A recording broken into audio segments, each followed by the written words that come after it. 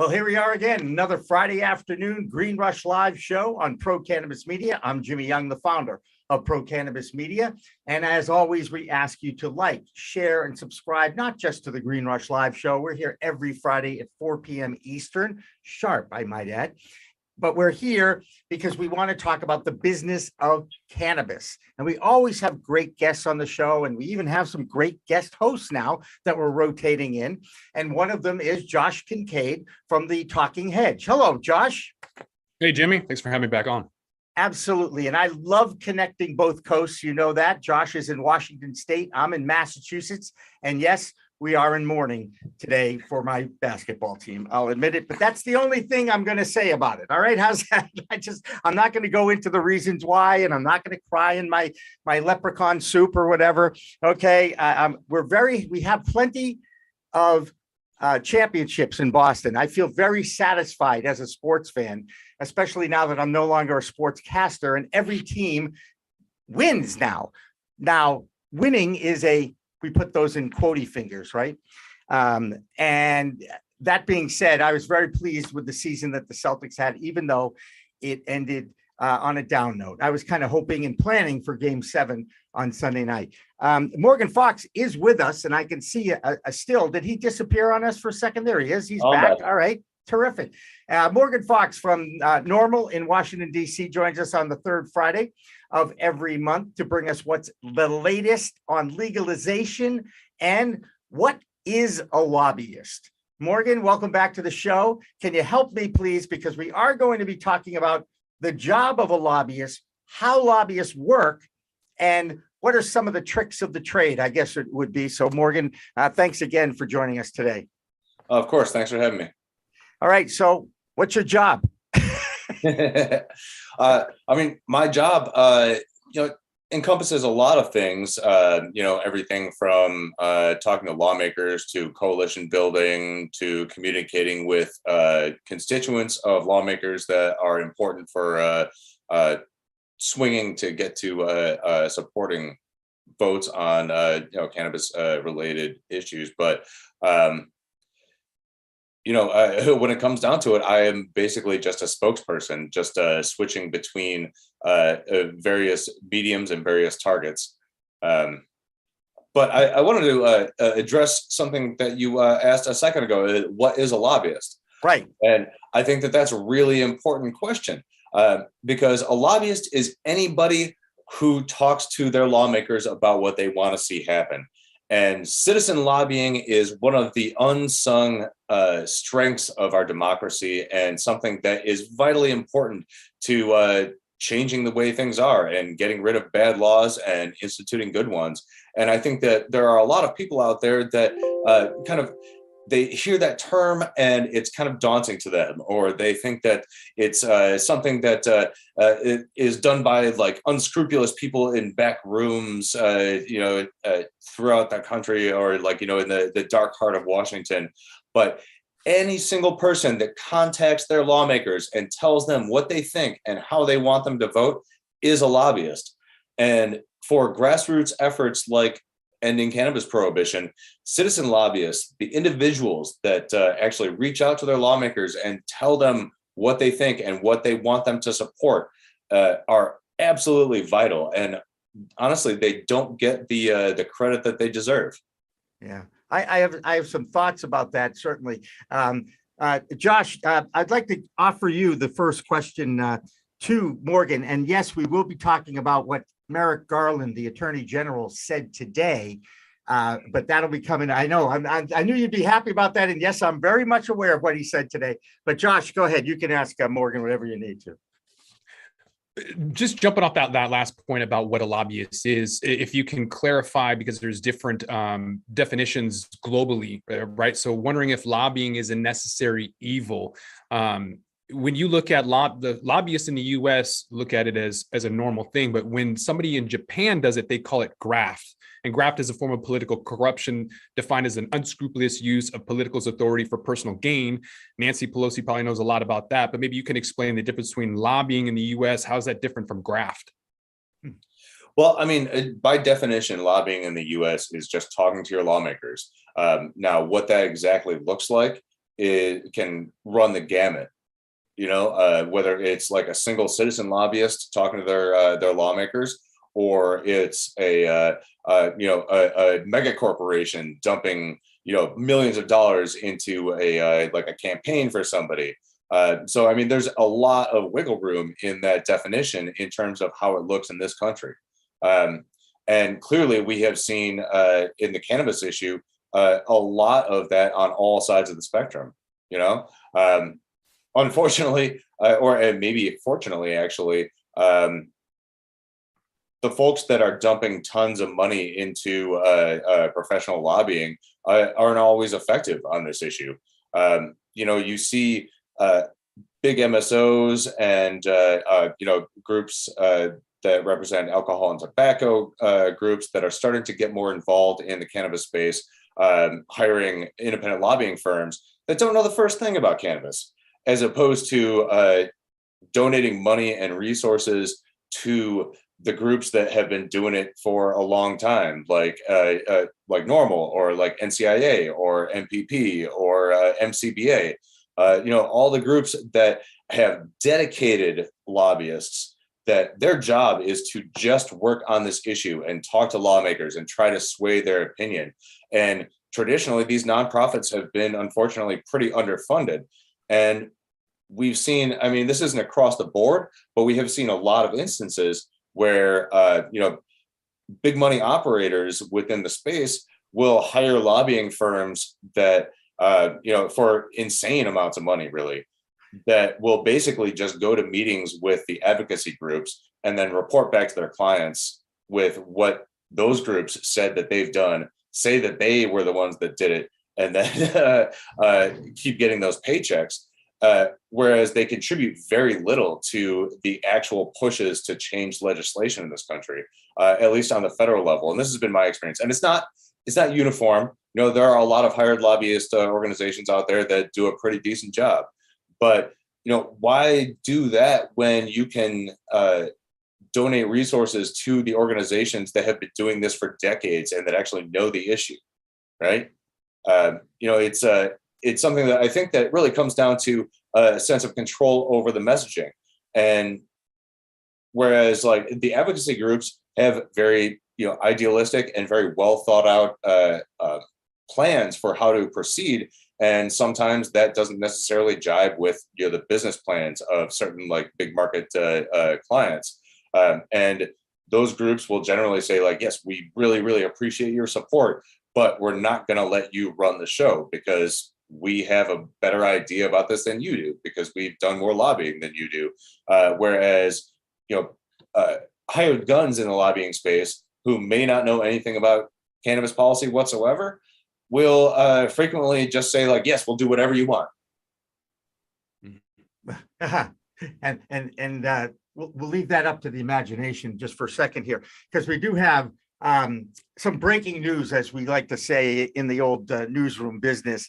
I get this marijuana moment. Tom Angel does a great job with this every day, and he seems to have the real pulse of what's going on inside the government and what's happening. And the headline says, Attorney General says Justice Department will address marijuana policy in the days ahead. Morgan, that's good news for you guys. What do you think might come out of this?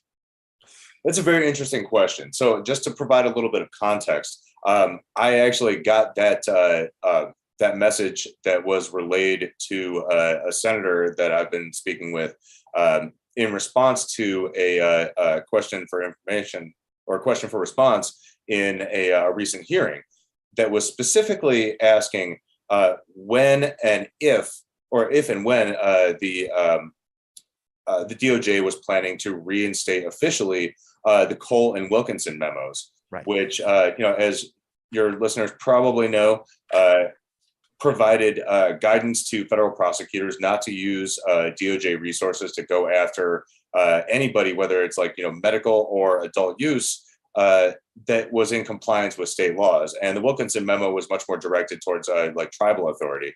And so the question was very clear, like, you've stated that these are your policies, but we have yet to see an actual official reinstatement of these as policy. And now let's take a step back. These are policies and not laws. So like while they may be guidance and they will provide a lot of assurance to people that they're not going to get messed with by DOJ, they don't have the force of law. However, they do provide a lot of peace of mind for people that are operating under state legal cannabis systems or under tribal systems. And the fact that these have not been officially reinstated, despite Merrick Garland previously stating that he was not in favor of using DOJ resources for that kind of enforcement, and that he thought it was a waste of time, much the same way that federal prosecutors, after Jeff Sessions rescinded the Cole memo, we saw that federal prosecutors continued as they were because they knew that it was a waste of money and resources to go after these state legal operators. There's still something about having that as official policy that is a really big deal.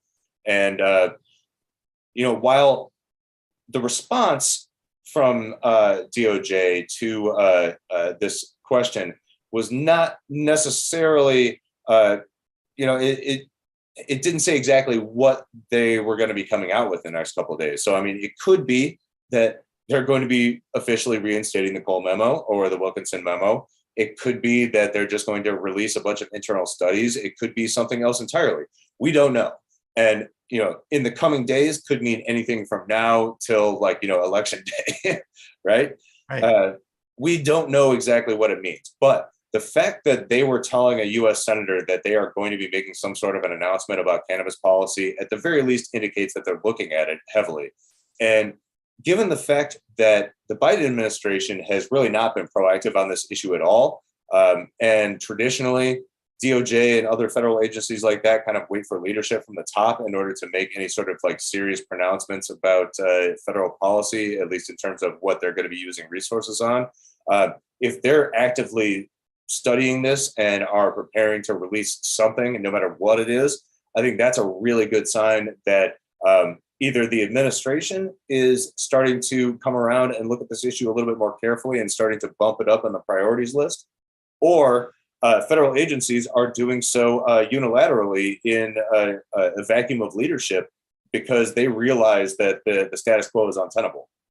Right. And I liken this to a tease. They as soon as I mentioned this little item, this news item, you were excited about it because the cannabis community is so anxious for movement on this issue that any positive sign from the government is a good thing. Is that why you were kind of excited about that, Morgan? Well, I mean, I'm excited about it because of the reasons I just stated. I mean, regardless of what it is, unless it's something like, oh, we're going to roll back, but I don't think that's going to be the case. I'd be amazed if that were the case. But it's exciting to see federal agencies under the administration moving forward, whereas, up until very recently, Congress was really the only ones moving forward. And, they've had roadblocks that we've discussed on previous shows. So, I'm glad that we can expect something. I don't know what that something is going to be. And I mean, maybe my excitement will be tempered heavily once we actually see what comes out. But, at the end of the day, forward progress is good. And, the fact that DOJ is actually actively looking at this issue, or at least they say they are, is a really good sign. Yeah. Are they actively looking though? Because I don't want to diminish your role in your industry. I have a hard time hearing the government is being proactive. I don't believe that at all. What I see is a 2,000% ROI on lobbyists. And anything the government does is a result of money. So either they're seeing the revenue side or they're being pushed by lobbyists. I don't think the Department of Justice is going to move on their own. I think the prison guards and the publicly traded prison system is pushing against it. That means that even more money from lobbyists is getting them to move anywhere. There's a 20,000% ROI not on average, but for a lot of lobbyists. A lot of folks who pay for lobbyists get a massive return on their investment. So from my standpoint, I don't see government officials doing anything unless money is involved, especially without, like you said, without the administration pushing forward. So I would think that it's nothing but lobbyists. Well, I mean, again, I'm very skeptical about that return on investment when it comes to cannabis lobbying outside of putting that money into advocacy groups, because I honestly just don't see it. And like I said, I've seen these lobbyists just parrot back what the advocate groups are saying to their clients. So I'm curious where you're getting that figure, but that's besides the point. I think that what DOJ is responding to is the massive influx of pressure from state authorities, whether they be regulators or attorney generals or governors or mayors associations, that the status quo is not working, and that they want clarity on exactly what DOJ is going to do, because largely, like these state level government organizations are pretty risk averse, and while they had some sort of an umbrella of relative safety under the Cole memo that was a little bit more official, even though it didn't have the strength of law. The fact that they've been operating in a relative vacuum since then, even in a relative vacuum that has not seen crackdowns, they want something that's a little bit more solid. And the pressure is mounting for that. And we're also seeing that in the appropriations discussions, where folks like Senator Schatz are actively pushing for amendments to the appropriations bills that would force the DOJ to clarify their statements. And so it makes sense to me that under that sort of pressure, they would want to do so preemptively in order to kind of avoid that sort of black eye of being pushed into it. Hey, can I ask a question? I mean, you guys know I have a sports background. I'd really like to know, what are the top 10 lobby groups, and as far as money goes, how much money goes in to the cannabis cause in Washington, D.C. versus, let's say, tobacco and alcohol versus the drug world, because like every commercial, every morning news is another drug, where is cannabis? Are you guys even in the top 10 as far as like money? So look at Josh, he's already saying, no, they're not, Jimmy. Morgan, and so tell me, enlighten me a little bit about where you guys are, because we do know that money is part of our society. It is part of our politics. It always has been. And sure enough, on our comment section, we got a guy saying the MSOs are doing mafia style corporate corruption. Now, they're an easy target, Morgan, the MSOs, I get it, but they still have money and they have gotten this industry off the ground. So again, money does play a big role, whether you're trying to change policy or just operate under a capitalist society.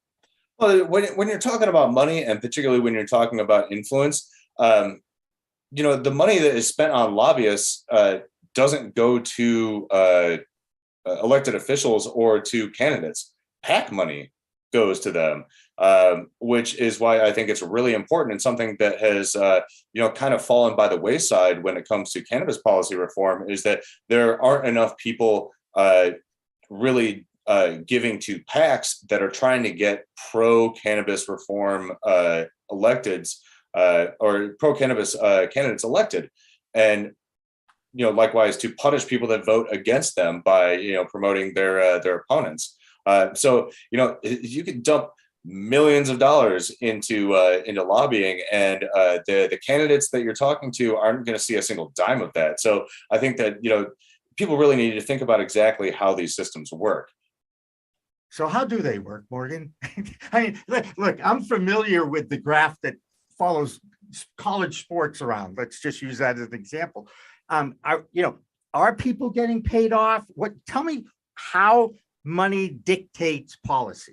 Well, I mean, again, cannabis is not a big lobby, either in terms of lobbying expenditure or in terms of PAC or campaign expenditure. It's very, very small.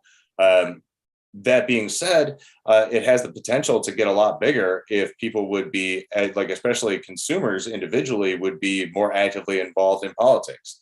Anybody that's ever gotten busted for weed, even if on the local level, should be given at least a couple of bucks to people that are working to stop that from happening, or to return their civil protections that they may have lost because they have a criminal record. Even if it's just $1 or $2. But there is a definite dichotomy between like the amount of money that you spend on lobbying efforts, which a lot of it is just making sure that you have smart people that are actively working on the issue and are really talking to lawmakers on a regular basis and providing them with the information that they need to either change their minds or support their supportive positions and help them convince other lawmakers to change their minds, versus money that's going directly to candidates or elected officials, which comes through PACs. There's a huge dichotomy between there that I think a lot of people don't realize. Yeah. Well, this is why we're devoting the next couple hours to this discussion, just to see how this whole, I need to be enlightened on how this whole thing works. But I loved your opening comment about citizen lobbyists and taking back the democracy that has been taken away from people. For instance, whenever there's a ballot question, those that are against the ballot question look for a legal reason to knock that ballot question out. And I'm obviously thinking about the governor from South Dakota on this one. How, as a citizen journalist or a citizen lobbyist, a citizen lobbyist, how do I pick up the phone and call Kristi Noem and tell her what an absolute idiotic thing that she just did? I mean, I can't do that. She doesn't give a damn what I think in Massachusetts. I'm never going to vote for her. Do I call people in her district and try to convince them to make that call? So at a very basic level, constituent outreach to lawmakers, you can do through either like their individual web pages. They all have forms, and they also have phone numbers for both their district and their local offices. So you can just call them up and strike up a conversation. And they really do take constituent outreach seriously, to greater or lesser extents. And I'll be honest, there are like lawmakers that I've tried to get in touch with that are just straight up like, if you're not a constituent, I'm not interested. But what some of organizations like Normal do are we provide people with tools to be able to activate themselves as constituent lobbyists a lot easier. We provide forms for them to be able to contact their lawmakers very easily. We provide pre-written letters that then they can tweak to their needs. We let them know when is the best time to hit them on various things and provide them with the contact information. But at very base level, all you got to do is pick up the phone or write an email or fill out a contact form. And, while one voice might not be enough to bend the needle, when you get enough people together, then it's saying the exact same thing or saying something similar, they really start to take notice. And they take notice a whole lot more if they're hearing from actual constituents whose votes they need than from, various activists around the country, right? So just the fact that they depend on your vote makes you a valuable resource to them. And the fact that you have a connection to them because of that locality and because you know things about like where they're from and where they're representing that they probably do as well, means that they're more likely to listen to you. Sometimes, it takes a lot of people saying that same thing to actually make any difference. But, at the very least, that's what democracy is all about. You have an ability to contact your representatives and make sure that they're actually representing what you think.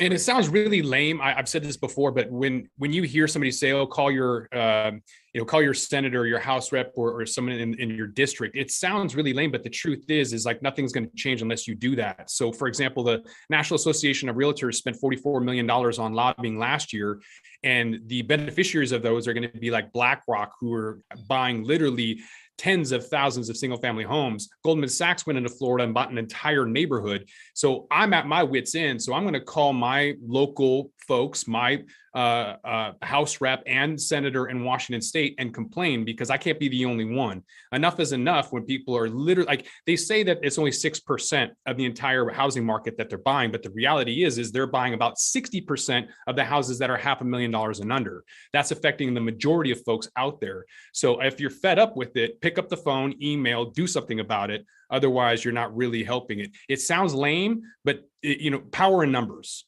You're absolutely right. I mean, perfect example. Normal doesn't spend a ton of money on lobbying. We're kind of a grassroots bootstraps organization, but we have a lot of followers and a lot of outreach. So I can call a congressional office a dozen times and they won't necessarily set up a meeting with me.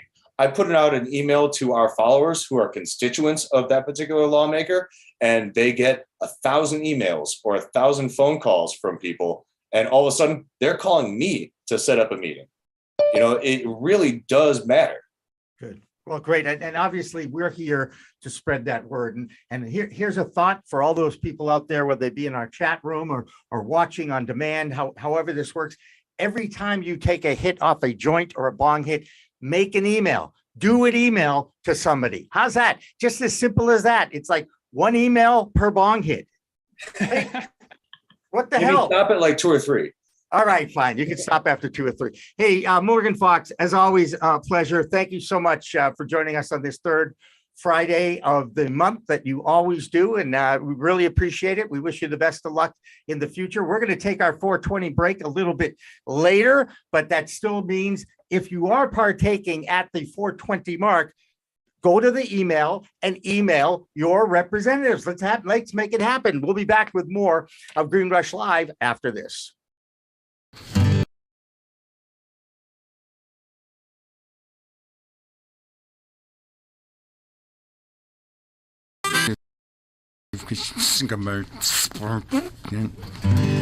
I've forgotten.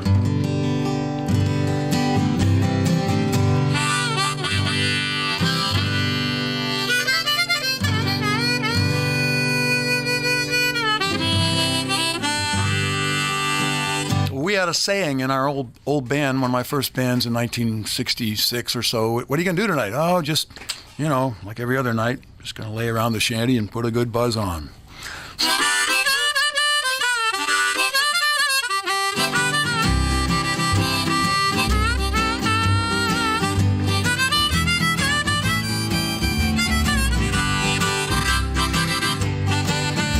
Gonna sit down in the kitchen, fix me something good to eat. Make my head a little high, make the whole day complete. Gonna lay around the shanty, oh mama, and put a good buzz on. Pass it to me, baby, pass it to me slow. We'll take time out to smile a little before you let her go. We're gonna lay around the shanty, oh mama, and put a good buzz on.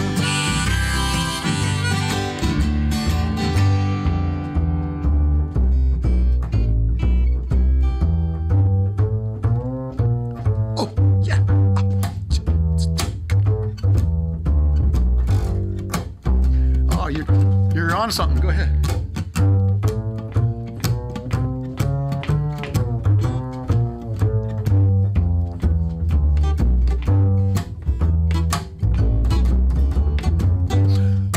Rick Brodsky, everybody.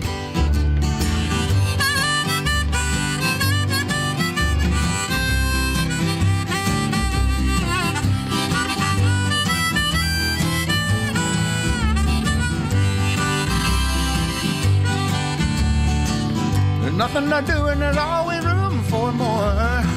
Fill it, light it, shut up and close that door, baby. We're gonna lay around the shanty, mama, and put a good buzz on. Take it, okay.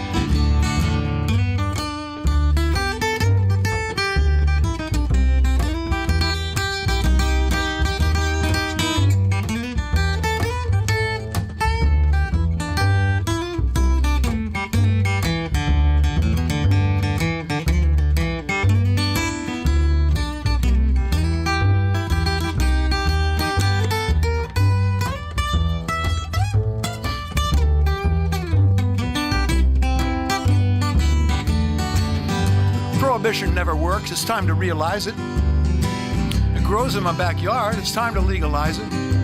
We're gonna lay around the shanty, mama, and put a good buzz on.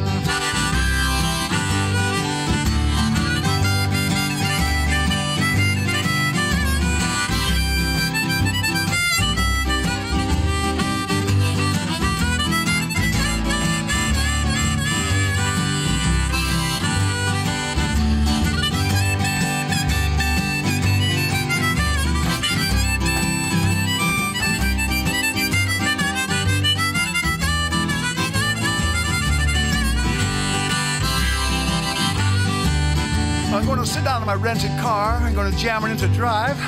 Gonna head on out and play at WSCA with Sean. I'm glad I'm alive. We're gonna lay around the shanty, mama, and put a good buzz on every night and day. We're gonna lay around the shanty, mama, and put a good buzz on.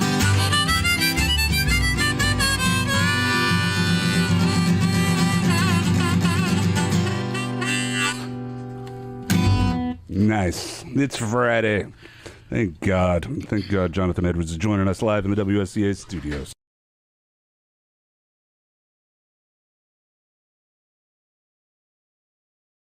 Hi, everybody. Welcome back to Green Rush Live, our regular Friday afternoon business of cannabis show that we run here on the Pro Cannabis Media Network. I'm Jimmy Young, the founder of Pro Cannabis Media. And every half hour, I've got to do this reminder again. Please like, share, and subscribe, not just to this show, but all of the Pro Cannabis Media content that's out there. We're about 480, I think, subscribers away from getting to the 10,000 mark on YouTube. So if you happen to be watching this on YouTube and you're not a subscriber, please do. We will not hit you up with anything because we won't get that data, which is another story for another day. But right now we're talking about lobbyists, and we've got a great panel of lobbyists in with us, along with Josh Kincaid, who's a regular with us and our Washington State correspondent for our Weed Talk News show that follows this every Friday at 6 o'clock. Let me introduce everybody, Josh, and then I'm going to throw it right back to you. As someone who's a regular, and we so appreciate his regular appearances here on Green Rush Live, is Michael Correa from the NCIA, the Director of Government Relations. Michael, great to see you again. Hey, Jimmy, nice seeing you. And just to let you know, I'm on vacation out in California, and normally I'd say no, but for you, I got the call and I was like, I'll do this. So, hey, it's the power of Jimmy. Thank you. I appreciate that. I'm a very sensitive guy. That means a lot to me. I really do. Chris, you are with the Marijuana Policy Project. Tell me a little bit about exactly what you do, and then we'll go to Amy. Go ahead. Sure. So I'm the new guy here. Very nice to be here. Thanks for inviting me on. So Marijuana Policy Project is most often out in states doing state work, whether that's passing medical cannabis or adult use laws. It does it either through lobbying directly at the legislative level or through voter initiatives. I had the good fortune to work in the lobbying division under Karen O'Keefe, who some of our, or maybe many of our listeners may know of. She's very often involved in this at the state level. So did that in many states. I guess the most recent of mine was in Illinois to help sort of get it across the finish line for legalization. And most recently I've been involved in the federal stuff, which leaves me to rub elbows with Mr. Correa here and get to know kind of what's going on in DC and how far the goalposts actually are in all this. So again, happy to be here and thanks for having me on. Great. Appreciate it. Now, I'm interested to hear the state perspective versus the federal perspective too. Amy Jenkins is next. Amy, tell us about your organization and why you're here too. Well, I'm here because you invited me. That's true. So hopefully I'll make a contribution to this conversation. So, but appreciate the opportunity, and it's always nice to see Michael and Chris. Nice to meet you. So I own a firm in Sacramento, Precision Advocacy, and I represent a number of cannabis clients in California, including the California Cannabis Industry Association, which represents about 400 members currently, over 750 brands, and about 15,000 employees. So we are the most influential, I would say, trade association right now. There are others that are lobbying the state capitol to enact different cannabis reform endeavors, including tax reform, which is the big conversation right now. So I also have some individual clients. I also represent California companies, and that's my pleasure to be here. Terrific. Josh, I'm going to throw it to you for the first comment, questions, and you could call on any one of these three guests for us. Go ahead. All right. So lobbying last year broke an all-time mark amid a flurry of government spending industry. They topped $3.7 billion for the first time. That's up from $1.5 billion in 2001, with 3,700 new companies and organizations hiring lobbyists since the start of the pandemic, bringing the total number of lobbyists in Washington to an estimated 12,000. With so many multiple in-state lobbyists in Washington state, any state for that matter, how do we make any progress with so many different agendas? I guess I'll start with Michael. So that's one of the biggest issues I'm dealing with now. When I started, which was 9 years ago, almost 10 years ago, is before there were legal sales in Washington state and Colorado. That happened in January and July of 14, and I started in 13. I was the only guy there. I was on an island by myself trying to lobby. And the issue is pretty uniform. Take the industry seriously. We wanted a professionalization of the industry. We wanted to talk about the banking issue, the taxes. It was very generic. It was very easy talking about it because I was the only one doing it. Well, now the industry has matured. And here we are, 9 years, 10 years later, we have bigger MSOs, we have medium-sized companies, we have smaller, we have different aspects where some of them may have a little different perspective when it comes to what does legalization mean. And a perfect example would be something like interstate commerce. If you're a big MSO that invested hundreds of millions of dollars in a state-based model, and all of a sudden legalization threw that open, your hundreds of millions of dollars of investment would maybe go out the window. And so there's a little different perspective as far as tax rates, regulations, how much you can deal with on regulations, how much you can pay on taxes. The bigger guys can do more than smaller guys. And it gets back to economics of big versus little in every other industry. And the industry, cannabis industry, has changed. It's matured a lot. You see a lot of consolidation in the industry, a lot of growth. And when I was talking, it was, hey, treat us like every other business in America. Address the banking issue, address the tax issue. And that was it. Well, we've gotten none of that. And now they're talking about legalization. What does legalization look like? What do regulations look like? And now that's where you're seeing some of these differences pop up. And that's just within the industry. And then you have industry sort of versus advocacy in their approaches about drug legalization, drug reform. So when you're on Capitol Hill, one of the things I always wanted to do was have one unified message. This is the cannabis industry, and this is what we want. And now there's little nuances, a little popping up. So you are a friend on Capitol Hill that wants cannabis reform. You hear one perspective and you go, sounds good to me, and then you support it, and it may not be the full picture. And that's one of the things I'm fighting for right now, is just representing the industry as a whole, not one company, not big companies, but just the industry as a whole. But you're starting to see those nuances pop up in different ones, and having Capitol Hill hear different voices, it's a challenge.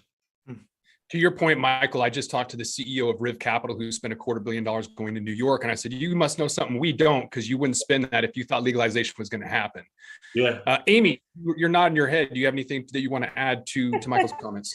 Well, I was certainly relating to, I think, the fragmentation of the industry. I mean, I think when we first started lobbying in Sacramento, we were all a unified voice. And I think we're all continuing. When I say we, it's the different associations and different stakeholder groups. I think we are trying to align ourselves around some key policy objectives, but I certainly appreciate the situation that Michael described, because I'm experiencing that in real time in California. You have small farmers, you've got different associations that are springing up to represent different segments of the supply chain. You've got multiple new equity associations. So it's very, very hard to find alignment when you have so many competing interests. But I also want to go back to your prior initial question about how do you penetrate? Like, how do you make your voice heard when there are so many competing interests? And the way I started was, as Michael said, you normalize, but the other thing I did is you have to tell a story from a local district perspective. And so I had to go one district at a time and really figure out what made that policymaker tick and how cannabis was relevant to their district. So low-hanging fruit were legacy communities that have already accepted cannabis in those communities. But then when I had a legislator that was very pro law enforcement, that's where you focus on, unlicensed market versus licensed, and how you can regulate and control and reduce crime. But, my strategy was always, really trying to identify what is going to make that particular policymaker tick. And I continue to do that to this day. But as cannabis has become more normalized and we're generating significant revenue in California, it has become far more mainstream. So most legislators let me in the door, but it really started out with that level of basics. And Chris, how about you?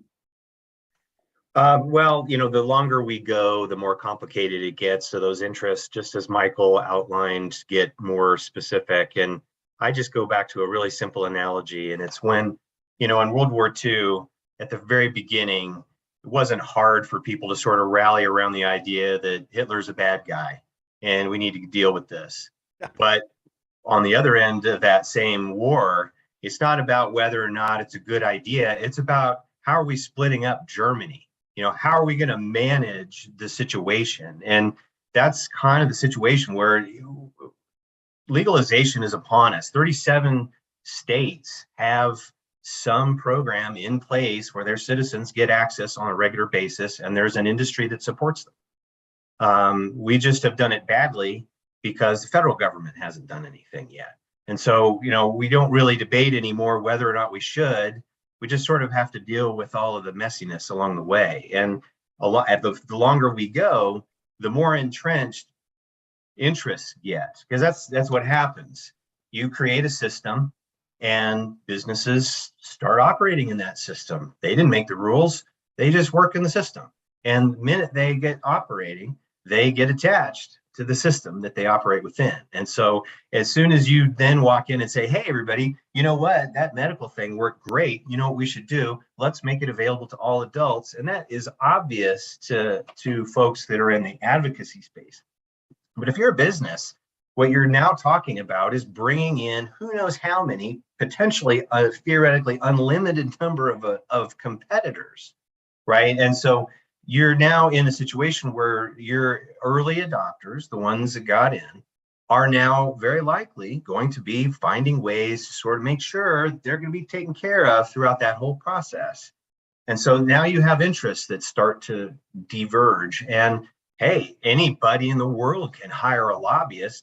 That's easy. That just takes a checkbook, right? And so if you've got nervous CEO, and you've invested at 1 point whatever in your grow, right? You want to make sure that you can continue to pay your staff.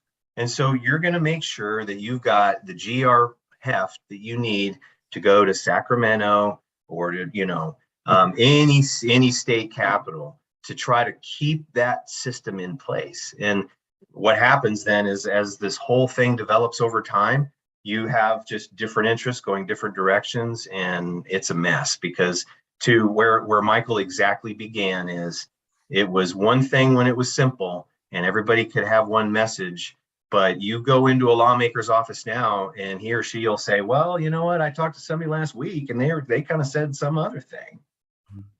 It's really, really hard now to try to move the needle when you've got so many voices. So it's a significant challenge. And just to piggyback on what Chris was saying, which hit the nail on the head, is if you were to go from it's illegal and then tomorrow it was legal over the country, everyone was equal.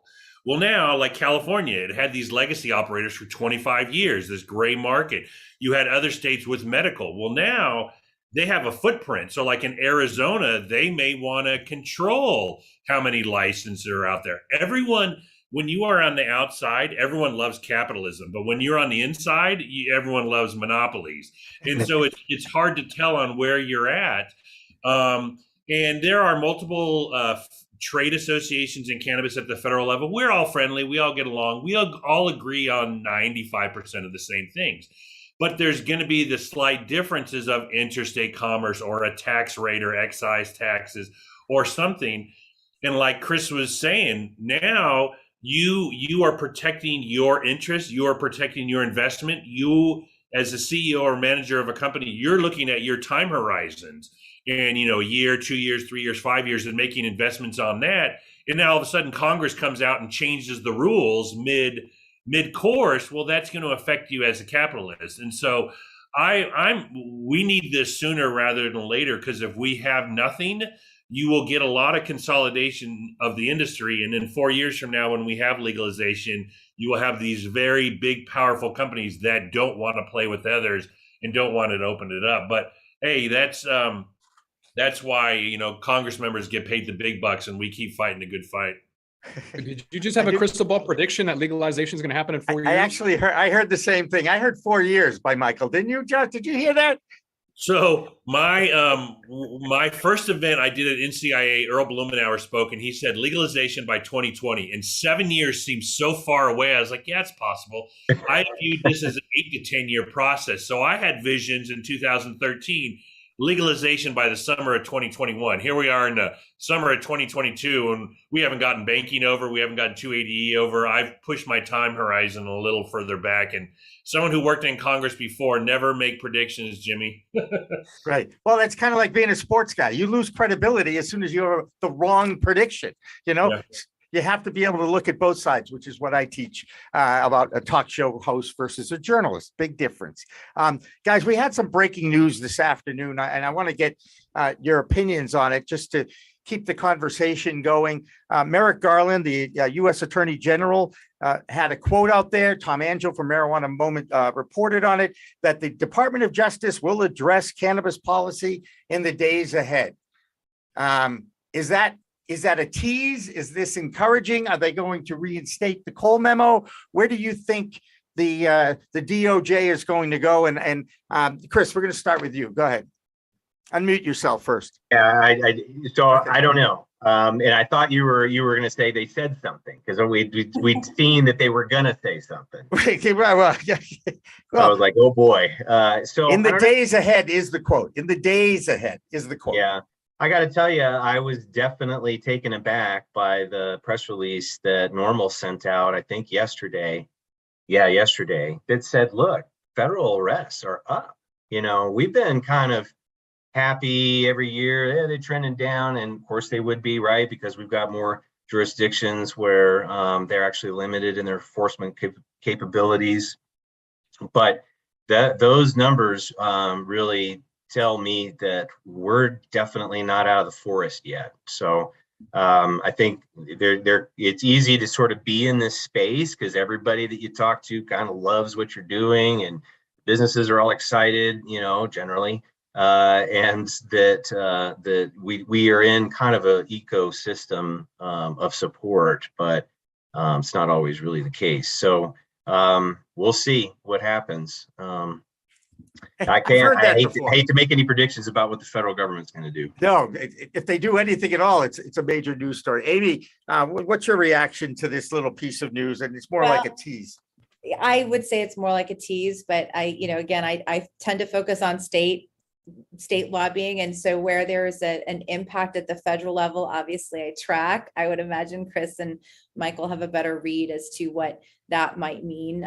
In California, we're focused a lot on illicit market activity. There's also a lot of conversations around interstate commerce, as was previously brought up. So there are some linkages there that might have some sort of correlation, but I think 4 years, as Michael subtly dropped, might be a more accurate prediction in terms of the direction of legalization. So yeah, it's tough to make predictions on what this means.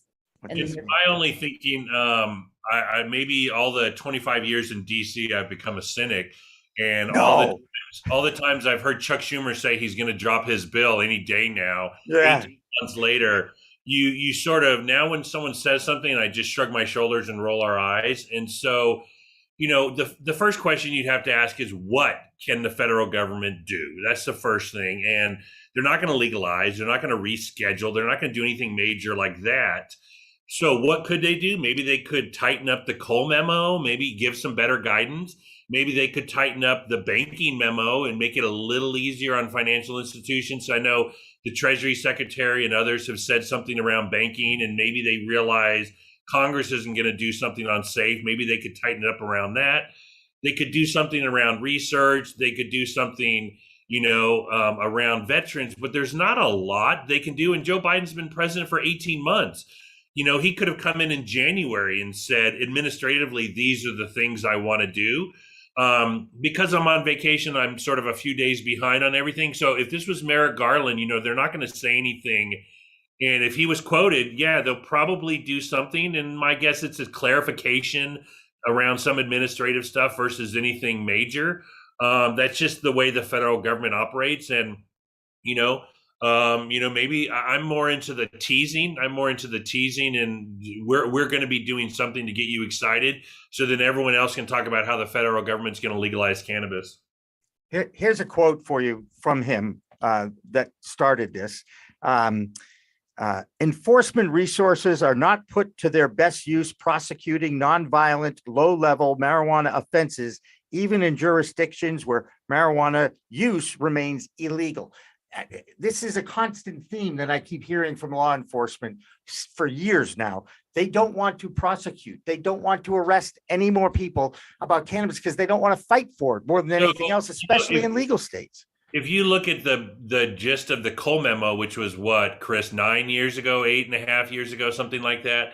And then in 2017, when Jeff Sessions tore up the Cole memo, he basically said he was going to give priority, or he was going to allow the local state attorneys determine that. Now, I don't have the data. Has there been a ramp up in the past 5 years about arrest, and maybe they've seen some data and they're trying to refigure and now say it is not a priority, and then maybe do a new Cole memo?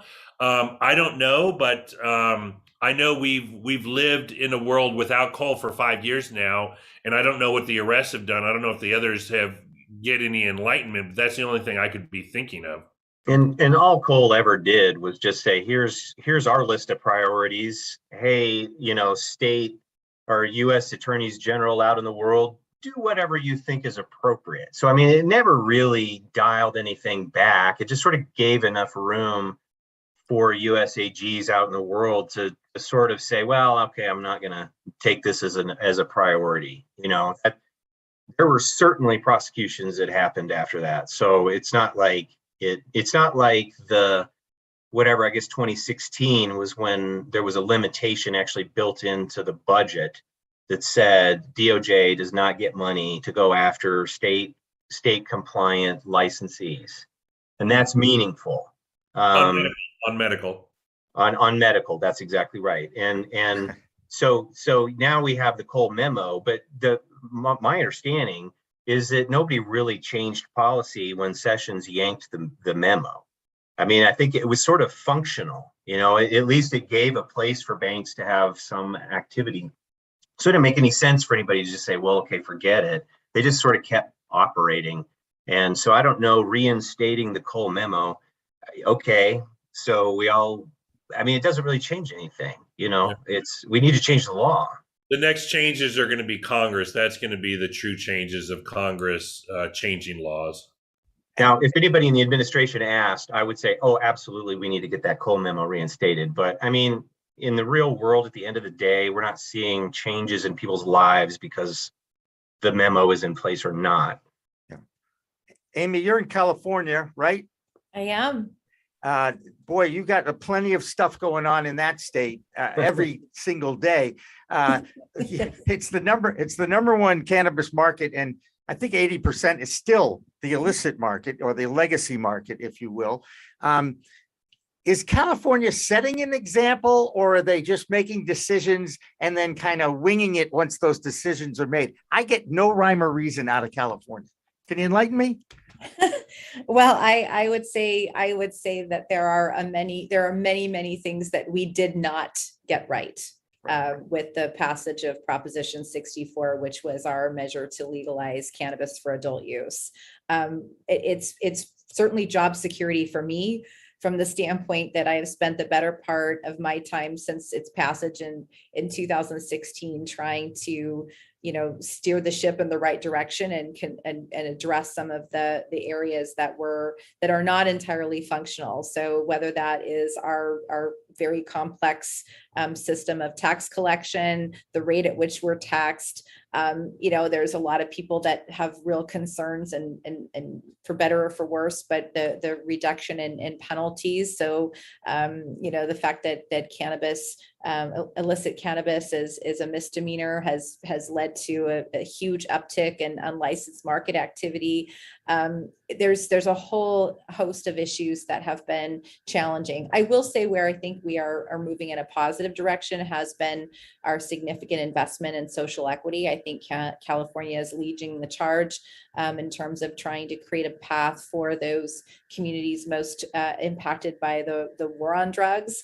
But by and large, there is a lot to fix. And so hopefully the other states can learn from some of the mistakes that we've made along the way. And so I think California continues to be a trailblazer in some respects, but also there are lessons in what not to do that I think other states should really pay attention to. And just to piggyback on top of what Amy said, as a California native and actually in California right now, California led everything cannabis. I think it was sort of the leader on cannabis because it's such a big market. And there are a lot of lessons to learn on, what they did wrong. And one of the biggest issues is because you don't have federal legalization, you're going to have price differences. And California is growing some of the best stuff and at a good price because we have such an agricultural background. That's going to be leaking out of the market. There's going to be diversion until you have some equilibrium. I guarantee you, if you made tomatoes illegal across the country, there would be a illegal tomato market going on because California grows them well. It's just something about the market.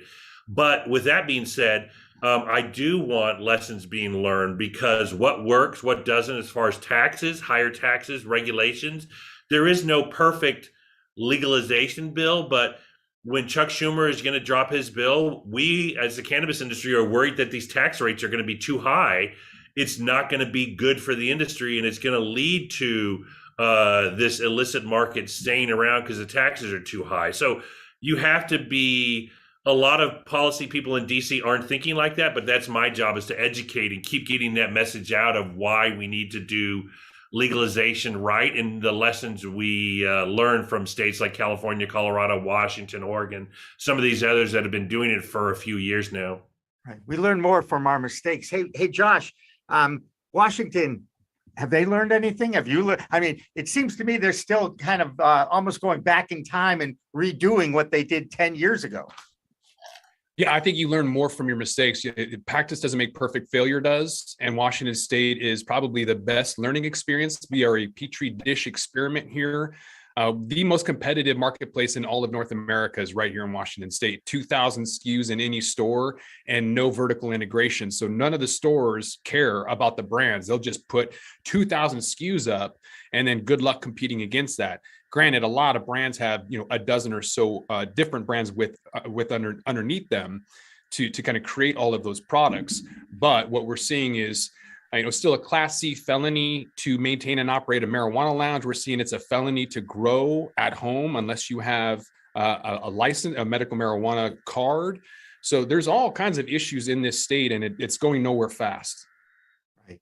Hey, before we go, I do want to get a comment on interstate commerce, because it seems to me that interstate commerce does exist in the merchandising, in the branding. You are seeing brands going across state lines for edibles, for tinctures and other things like that, but not flour, at least not legally.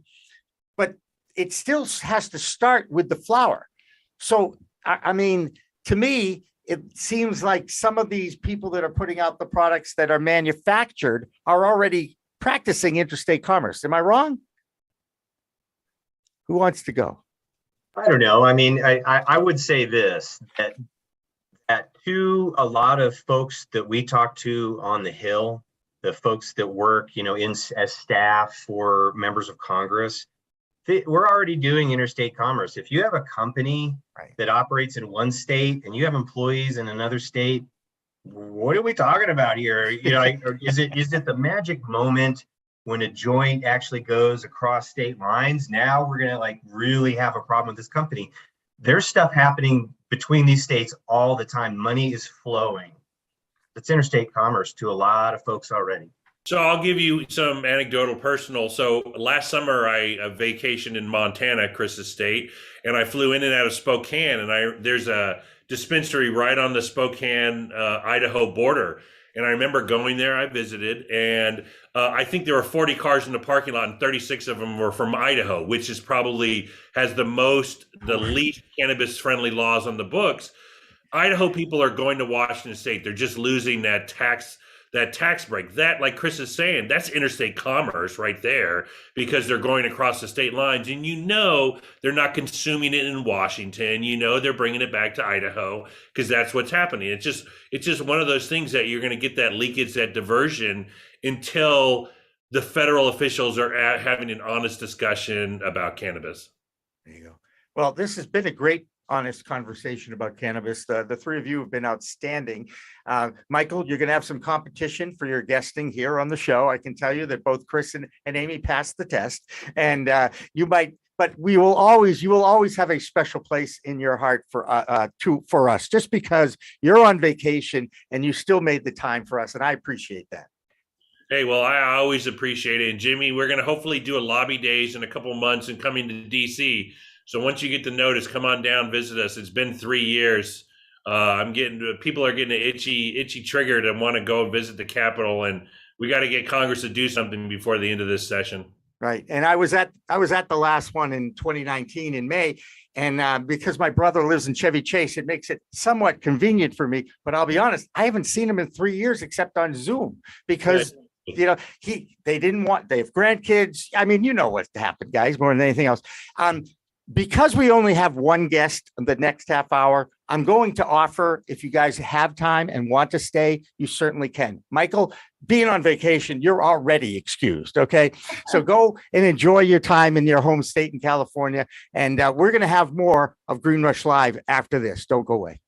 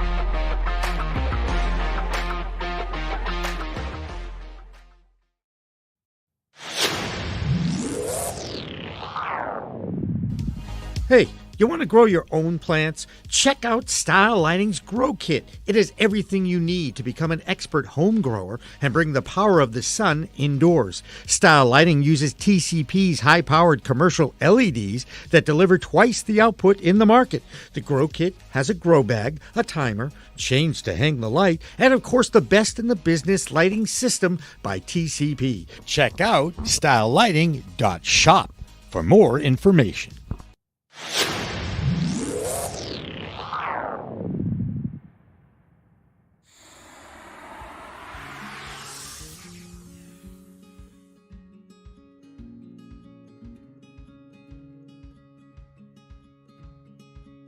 You would think that it is. However, there's quite a bit of debate right now in the accounting industry when it relates to cannabis with this exact question. I'm part of a few different networking groups that are solely accountants for cannabis companies. And there's been quite a bit of back and forth in those communities and discussion regarding whether 280E, if it went away, if the administration legalized cannabis or took it off of Schedule 1, what would happen? And it could go either way right now. The debate is it can make the accountant's life much easier. That's what a lot of the inexperienced accountants are saying right now, it seems, whereas the accountants that have been in this industry for a while and have and have gone through the same thing that happened with hemp a few years ago, are saying that will make lives more difficult, because when hemp became declassified a while back, the accounting became more complicated.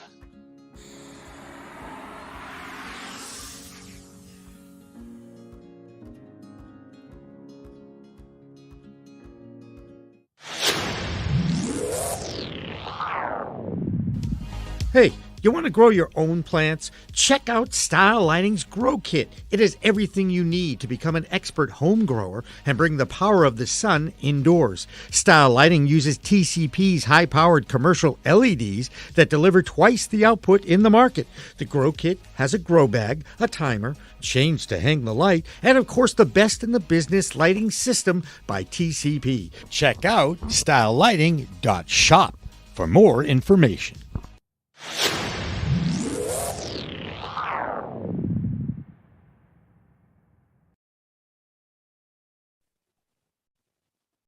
Welcome back to the Green Rush, Business of Cannabis, 2-hour weekly live cannabis business talk show produced by Pro Cannabis Media.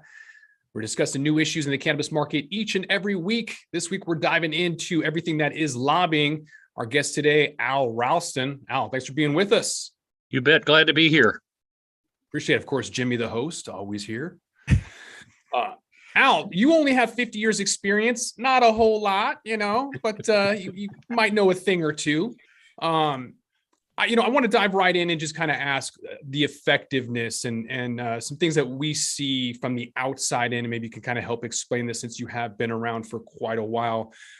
Lobbying can effectively bribe members of Congress with lucrative job offers to become lobbyists. So politicians who walk through that revolving door, they get a massive raise. You can lobby, you can donate to a politician, but how can you do both? Essentially, how can you work at private sector and government and still be effective?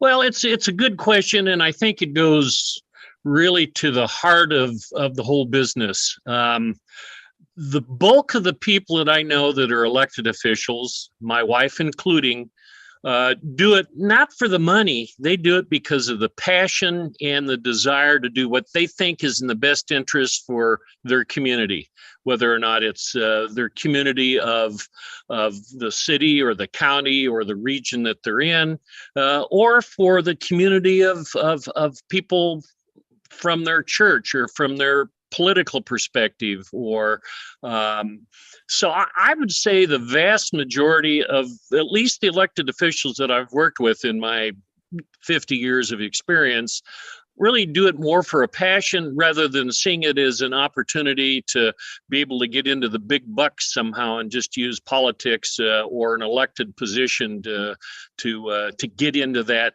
seat of corporate payment. That's the bulk of it. Now, I've seen the other. I've seen people that will join to be able to use it as a stepping stone to get to someplace, but that's really the exception, I think, to the rule. I'm also an optimist at heart. That's good. You need that. Well, Washington's got a lot going on, and we still have Class C felonies on growing at home without a license, and the cafes are a felony. We recently in Washington State removed the word marijuana, replaced that with cannabis. There's been a lot of movement. What's happening now? I think right now we're in the midst of an evolution. Yes, Washington State and Colorado were the first two states to effectively legalize the recreational side of cannabis. And that's been 10 years ago in Washington State. And I think it's an evolution of, if you're a Democrat, you're looking at it as to how it affects your community. There are some Democrats that see it as potency is an issue, and they're afraid for their kids or their family or whomever. And then there are Republicans that are going, man, I don't know. I grew up in cannabis was an illegal substance. I'm having a hard time getting to doing the things that are necessary for it to be an actual real product in the state of Washington. Having said that, I'm seeing a lot of Republicans in the state of Washington that may think that cannabis is a gateway drug or whatever, but The people 10 years ago voted for it, and they're saying, why should I interrupt the will of what the people voted for, number one?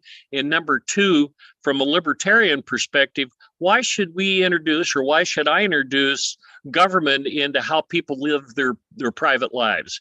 So we're seeing a little bit of that with Republicans and with Democrats, who are generally more accepting of cannabis as a product, a legal product. They're just trying to figure out how to keep control over it to a certain degree, but making it much more available to the public. And certainly both Democrats and Republicans like the idea of cannabis as a medical substance, whether it be CBD or whatever, that can be used by their wives, by their aunts, by their grandmothers to help with the arthritis. So it's an evolving situation, at least in the state of Washington, both for Democrats and Republicans. Can I jump in here about our two-party system and ask Al this question? Does the two-party system work better at the state level or the federal level? Because right now the federal level is not governing. The answer to the question is, and this is a deep prejudice that I have, is that the government closest to the people is the best government. And I made a decision in my own personal career many years ago to lobby at the state level rather than going to the federal side.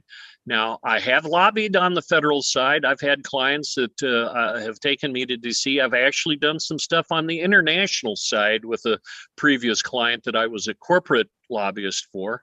But I think it is much less broken at the local side than what I perceive at the federal side.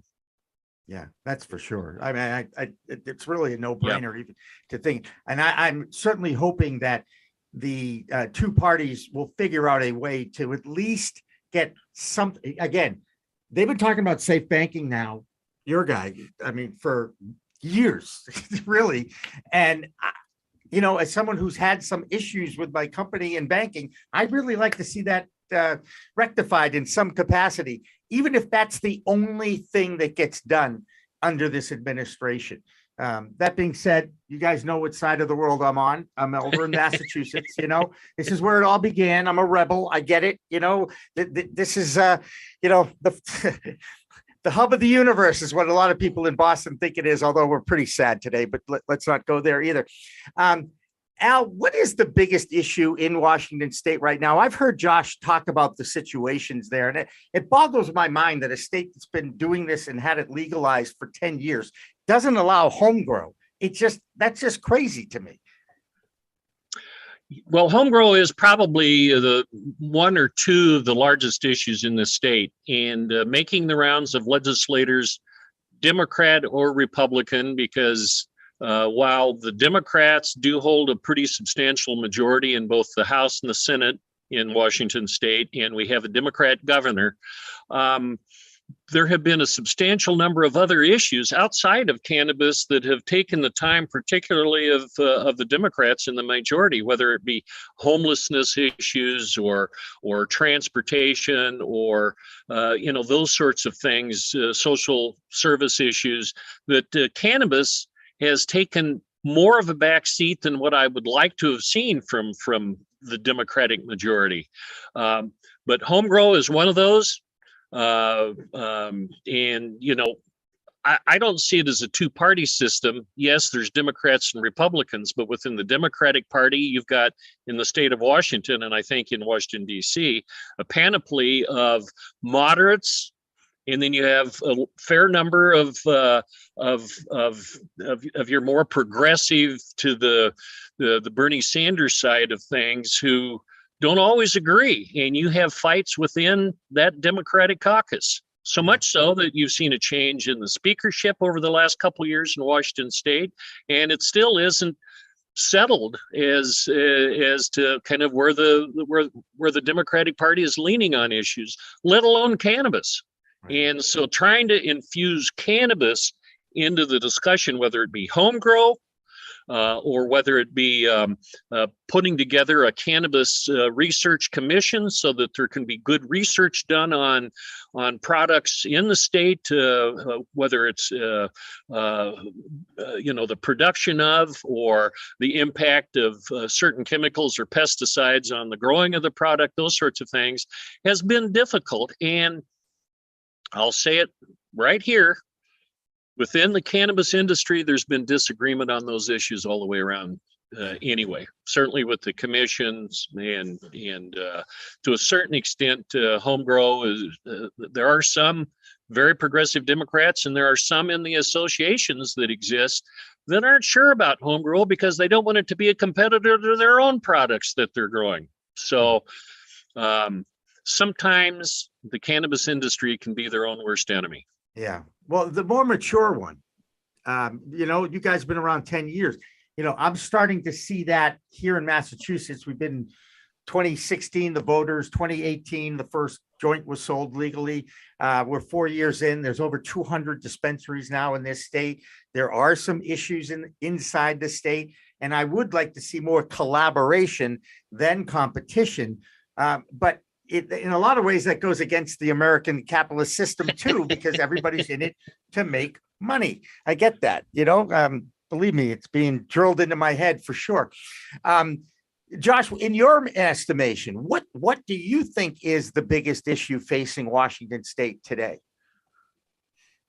Too many producers and processors. There's no vertical integration, so the retailers don't have that ability to offset their expenses. The producers don't make any money. The retailers have all of the power. And so with that, there's going to be a massive amount of consolidation, and those that don't realize it, there will be capitulation or forced mergers.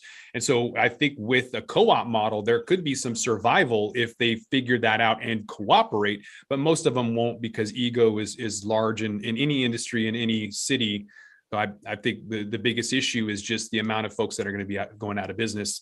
Oregon is going to be even worse, and Oklahoma is going to probably be the worst in the entire North America with how many licenses they have at 7,500, 3,500 in Oregon, and Washington only has, I think, 800 growers, but you don't have 800 tomato growers anywhere in any state on any continent. Right. That's crazy. I'm wondering if Go ahead. I want to ask Al a quick question about to go back to how unique the cannabis industry is, or if it is unique. You were talking about your ability or your experience with corporate America, international, and even at the local level. Is the cannabis industry unique in the fact that Washington State has been running around like chickens with their head cut off, talking about 10% concentrate limits, talking about shapes and colors being attracted to children? Is the industry unique where you essentially have to have an employee, paying such close attention or be a member of the Cannabis Alliance or some other similar organization to know what's coming down the road, and crazy or not? Is that an effective way to regulate and or run a business? And is the cannabis industry unique in that? Well, in my opinion, I think the cannabis industry is a little bit weak with having to look over their shoulder all the time on what's happening or what's not going to happen. The issue with colors and with concentrate and concentrates and packaging is a little bit of a byproduct of some of the Democrats that are really concerned that this could be a dangerous product to children. And so we, the industry, have had to pay attention to some of these legislators, which are very progressive and very pro-cannabis. Some are, some aren't. That we have to kind of tiptoe with them to bring them around that, there needs to be options within the community, and let's not make the product so expensive that people can't pay for it.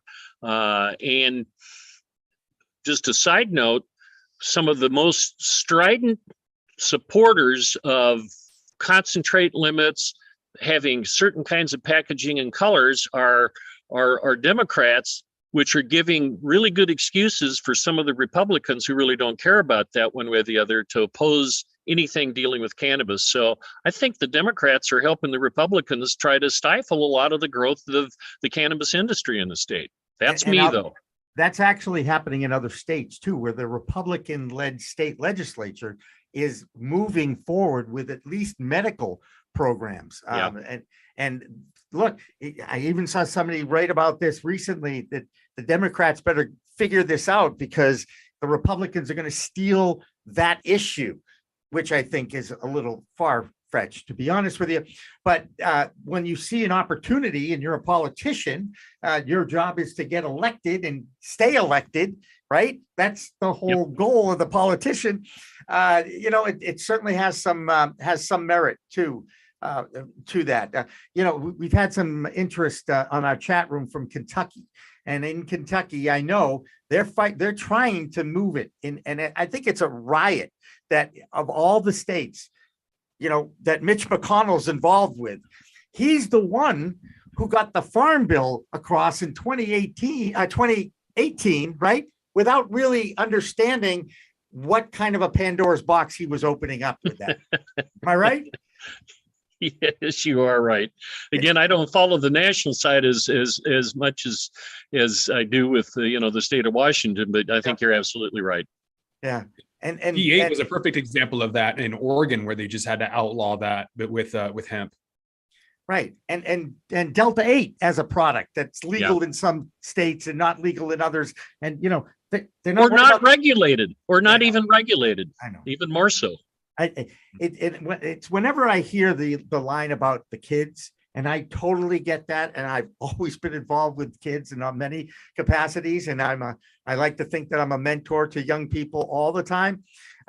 It's still education, and when you tell a kid not to do something, okay, that's what they're going to do. That's exactly what they're going to do, because they want to find out why you as an adult and authority figure are telling them not to do something. So I'm friends with Dutch people, and they don't smoke cannabis. Right. Let me add an interesting note to this. I was speaking to a state legislator the other day, a pretty progressive Democrat, who's a member of something I didn't know existed called the Dry Caucus. So it's a mixture of Democrats and Republicans that are in this case, they're non-alcoholic drinkers. They're almost prohibitionists. Yeah. And she was calling, looking for a political donation. And I said, well, I do represent the Cannabis Alliance, the largest association in the state of Washington. And she said, Al, I'm calling you because I trust you. And I have to say that I finally smelled what cannabis smells like the other day she was walking past a street corner, and she said, I started looking into it. Cannabis is much safer for children than alcohol is. And she said, whatever you want, come and talk to me. I may not be able to support everything, but I want to support a good, sane, healthy cannabis industry in the state of Washington, because it's a lot safer for children. I think she really meant teenagers, but it's a lot safer for children than cannabis is. Right. So we're starting to see, I think, a sea change from someone whom I've known for a long, long time. And that's where I think a lobbyist can be effective, is they have the trust of that elected official and have worked with them in the past. I do want to interject something about kids, because I don't want people to think that I'm this Yahoo pro-cannabis guy, okay? Just because I started at age 14 and I'm still here, okay? That being said, okay, I recognize that everything in moderation is a lot safer for you than anything in excess. I don't care what age you are, right? So again, it comes back to education. And even those that are using this product on a daily basis are still learning what it does to themselves. No matter how many tests are done, no matter what strain you're into, they're now, I think I saw a research study that said that even the sativa and the indica stuff isn't accurate in stores and what have you, and again, educate yourself about the effects it's going to have on that endocannabinoid system that every mammal has, because that is a balancing mechanism inside all mammals. And it is going to affect you differently. Just like my metabolism is different than most people my age. I mean, everybody says I've got this chaotic energy streak because I'm always talking, I'm always doing, and yet I'm pretty mellow after work. You know what I'm saying? Because I do relax, and I've also said one thing, and I do this now whenever I go to a bar. I have one drink. If I go to a party, I have one drink. That's it. Because I don't want to get behind the wheel of a car under the influence of alcohol. Have I gotten behind the wheel of a car under the influence of cannabis? Yes, I have. And I actually had it in my system when I passed my driver's test at 16 and a half. So, and I managed to pass it, by the way, and I've never, knock on wood, had too many issues with that either. And again, that's why I make this speech a lot, because I do believe in moderation, and I do believe in education. And the more we have of it, and Mothers Against Drunk Driving did a great job in this country enlightening people about the dangers of driving drunk. And I do give them a lot of credit. But cannabis is a completely different element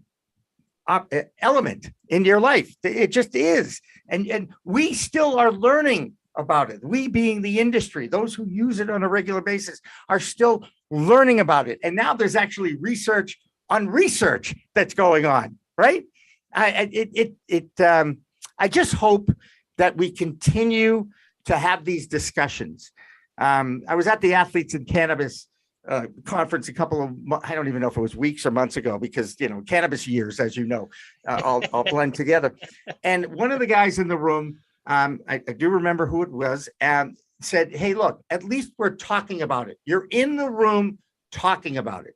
And that, to me, is why we're here at Pro Cannabis Media, giving opportunities for the industry to feel comfortable talking about these issues, not pushing every single thing. Everybody needs to go on it and it can cure all. It does not. Okay. But can it help with maintenance of chronic pain? 100%. Can it help with glaucoma? Yeah, absolutely. Can it help with Crohn's disease? 100%. So there's enough research now to see what this plant can do, but we still need to study it. I'm talking with college kids who are trying to get internships. They want to be the scientists that test the products and learn from those tests. So, you know, I do think that there is a movement afoot to educate. What do you think Washington State is going to do in 2 to 5 years, guys? How are they going to rectify what they've already built? And you're both from that state. So Josh, you answer that question first. I think they need to allow for out-of-state investment. I think that's one of the biggest hindrances that I've seen when I've talked to folks. They're desperately trying to, expand, scale, automate, get into other areas, and they can't because no investor wants to give them money for this state. So I think that's one of the biggest hindrances. Also, the lack of vertical integration. So if they can allow for out-of-state investors, I think that would be a huge push for the folks here who need capital, especially in this current economic environment. Al, what do you think? Yeah, I think that's things are going to evolve probably sooner rather than later when it comes to out-of-state investment. I still think there's an interest in, when that happens, of how much of a percentage that can be of the total ownership. That might be an interim step. I also, and I'm big on, and the Cannabis Alliance is big on research, and that's where the Cannabis Commission, I think, is an appropriate next step to take a look at, to have some opportunity for research. And I hope that Congress gets its act together enough sooner rather than later to deal with the banking situation. And there have been a number of issues in robbery and in murder when it comes to retail establishments, and that's got to be fixed. There's some social equity issues that probably need to be dealt with, and I think that's going to evolve. There was legislation passed in the state a couple of years ago that dealt in expediting overturning sentences of certain kinds of misdemeanors. That's the right thing to do, because the war on drugs did a pretty big disservice to the minority population around the country, but certainly in Washington State. And we've got a long ways to try to fix that. There's a couple more steps, and I think we're going to do just fine in that regard. But I think home grow. In this state, we're looking at 5 plants with lots of protections around it. And the good news is we're starting to get very positive signals on home grow from the majority leaders in both the House and the Senate. So I think that could evolve hopefully as early as this next session. Out-of-state ownership, it's going to take a little bit of cooperation from a couple of the other associations to get that to work right. And let's get over for the cannabis industry to get into the hostage holding situations that seem to exist, and we're tripping over our own feet.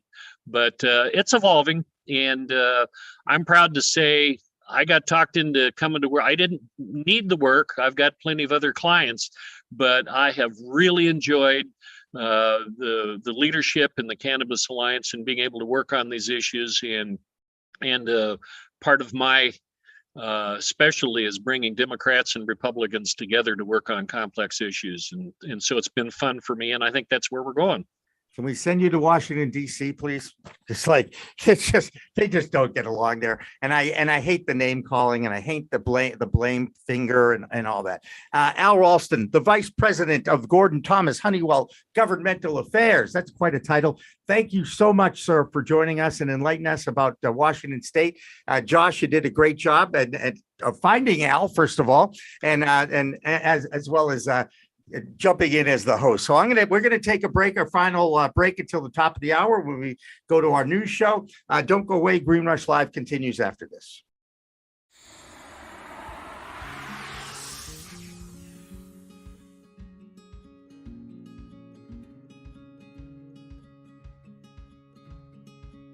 You would think that it is. However, there's quite a bit of debate right now in the accounting industry when it relates to cannabis with this exact question. I'm part of a few different networking groups that are solely accountants for cannabis companies. And there's been quite a bit of back and forth in those communities and discussion regarding whether 280E, if it went away, if the administration legalized cannabis or took it off of Schedule 1, what would happen? And it could go either way right now. The debate is it can make the accountant's life much easier.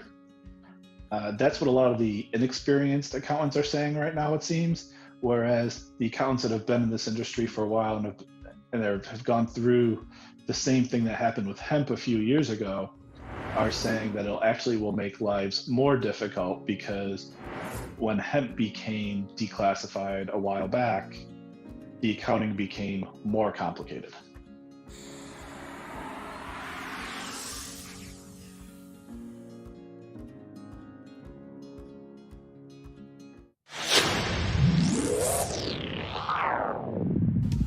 Hey, you want to grow your own plants? Check out Style Lighting's Grow Kit. It has everything you need to become an expert home grower and bring the power of the sun indoors. Style Lighting uses TCP's high-powered commercial LEDs that deliver twice the output in the market. The Grow Kit has a grow bag, a timer, chains to hang the light, and of course the best in the business lighting system by TCP. Check out stylelighting.shop for more information.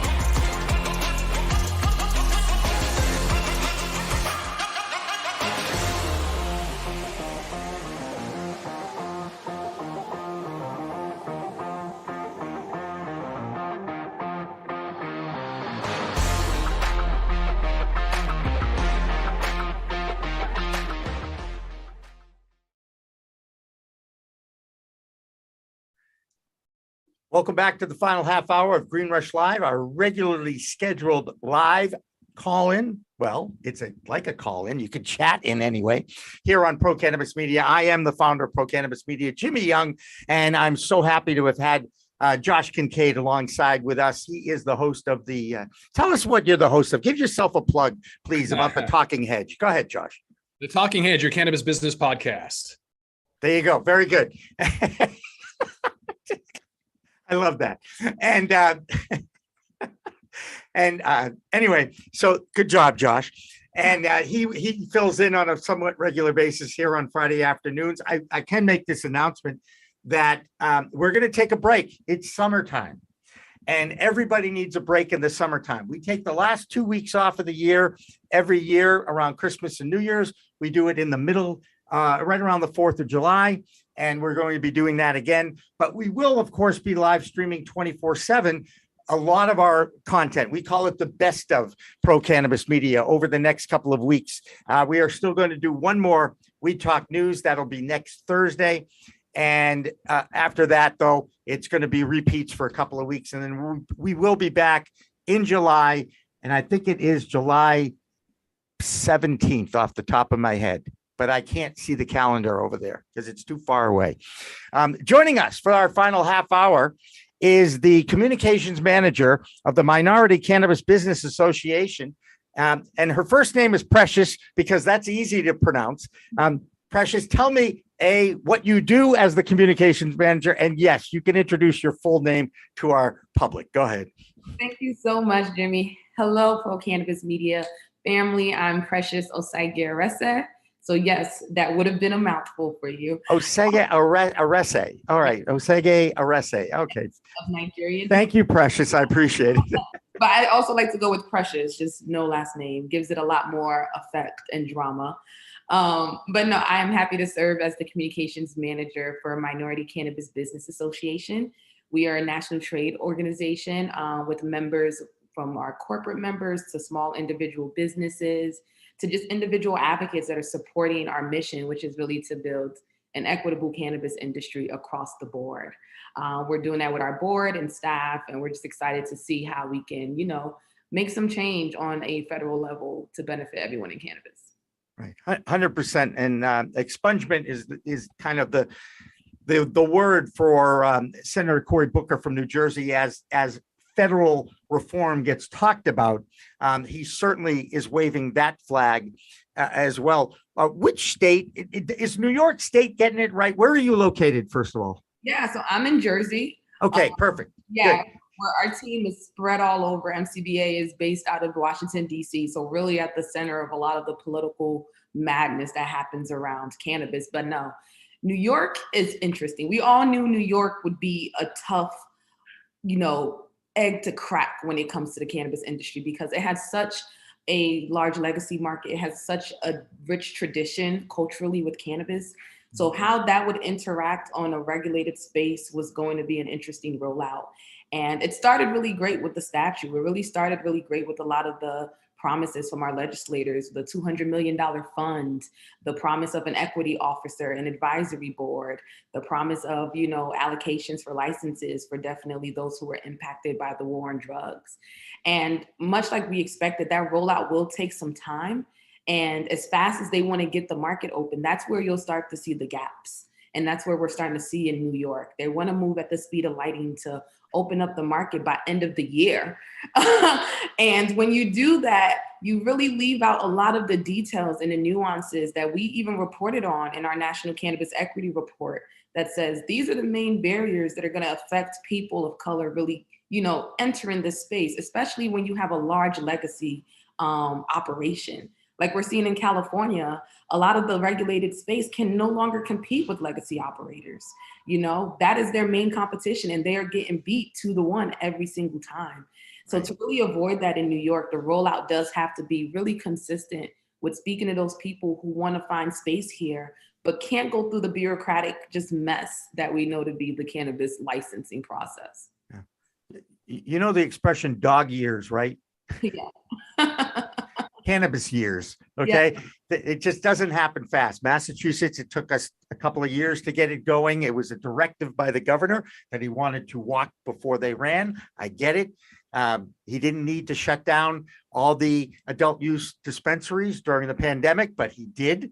Okay. So I'm just going to leave it at that. That's a fact.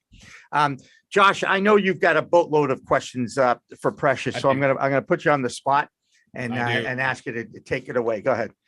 I appreciate that. So in 2018, I was writing a bill in Washington to overturn a Class C felony on maintaining and operating a marijuana lounge. And through that process, I covered at least 12 different bills, New Jersey, New York included, on their social equity piece within their consumption or hospitality, cafe, lounge, whatever it is, wherever it was.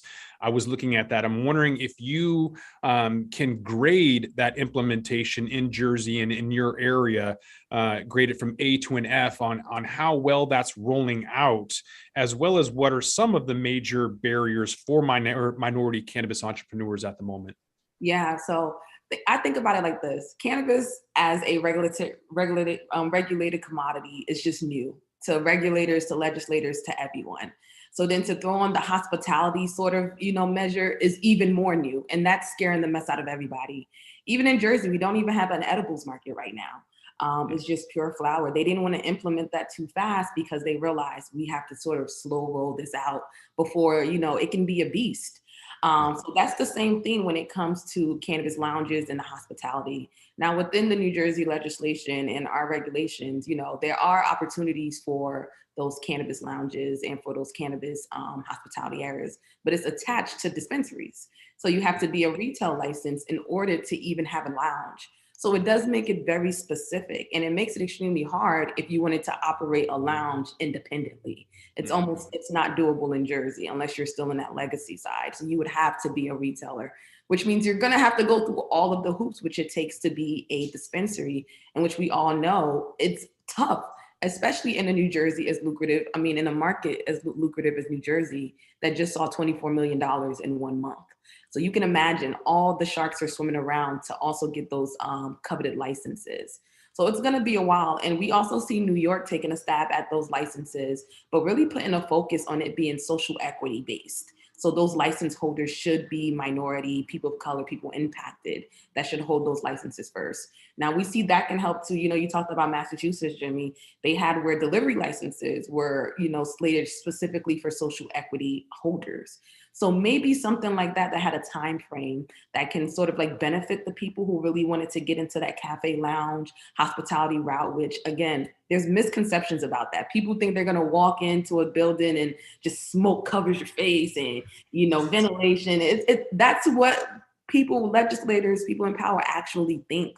So while we have to peel back the stigma, it's going to be a while before we actually see that sort of lane open up the way we want. And then right now, again, the bureaucratic sort of regulations you have to go through to even get a dispensary, now tack on a lounge, it's going to be pretty difficult. So the key really for minority operators to get into this space is to educate yourself, find as much information as you can, find as much time with your local legislators, because that's really where the fight is on the local route.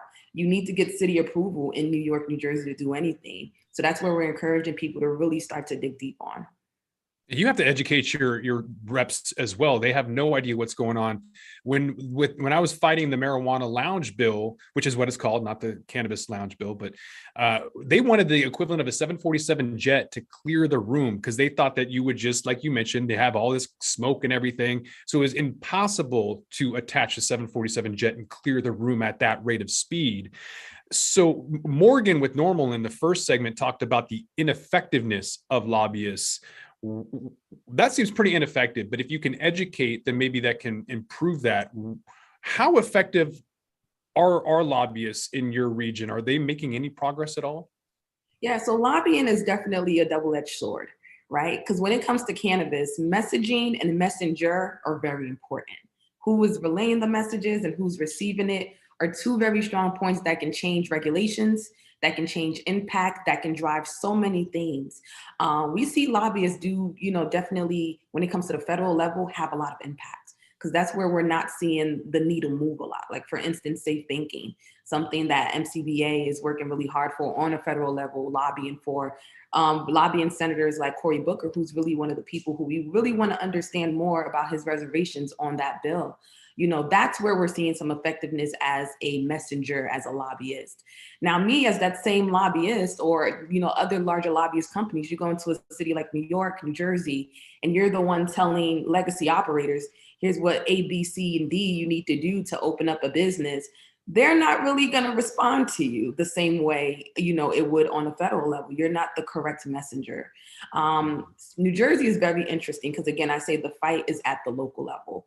What I'm seeing is a lot of minority operators, you know, cannabis operators, they want to get in the door, but you need to get a resolution or a letter written from a mayor saying, hey, we've given you clearance to operate in this space.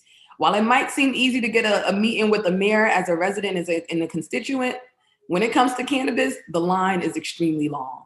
So that's when you do call lobbyists and you say, hey, I know you're going to a golf outing with the mayor. Do you mind putting in a word? You know, so there's ways that it can be effective, but I just encourage everybody, when you're looking at your lobbyists, you also have to ask yourself, is this something that I can do?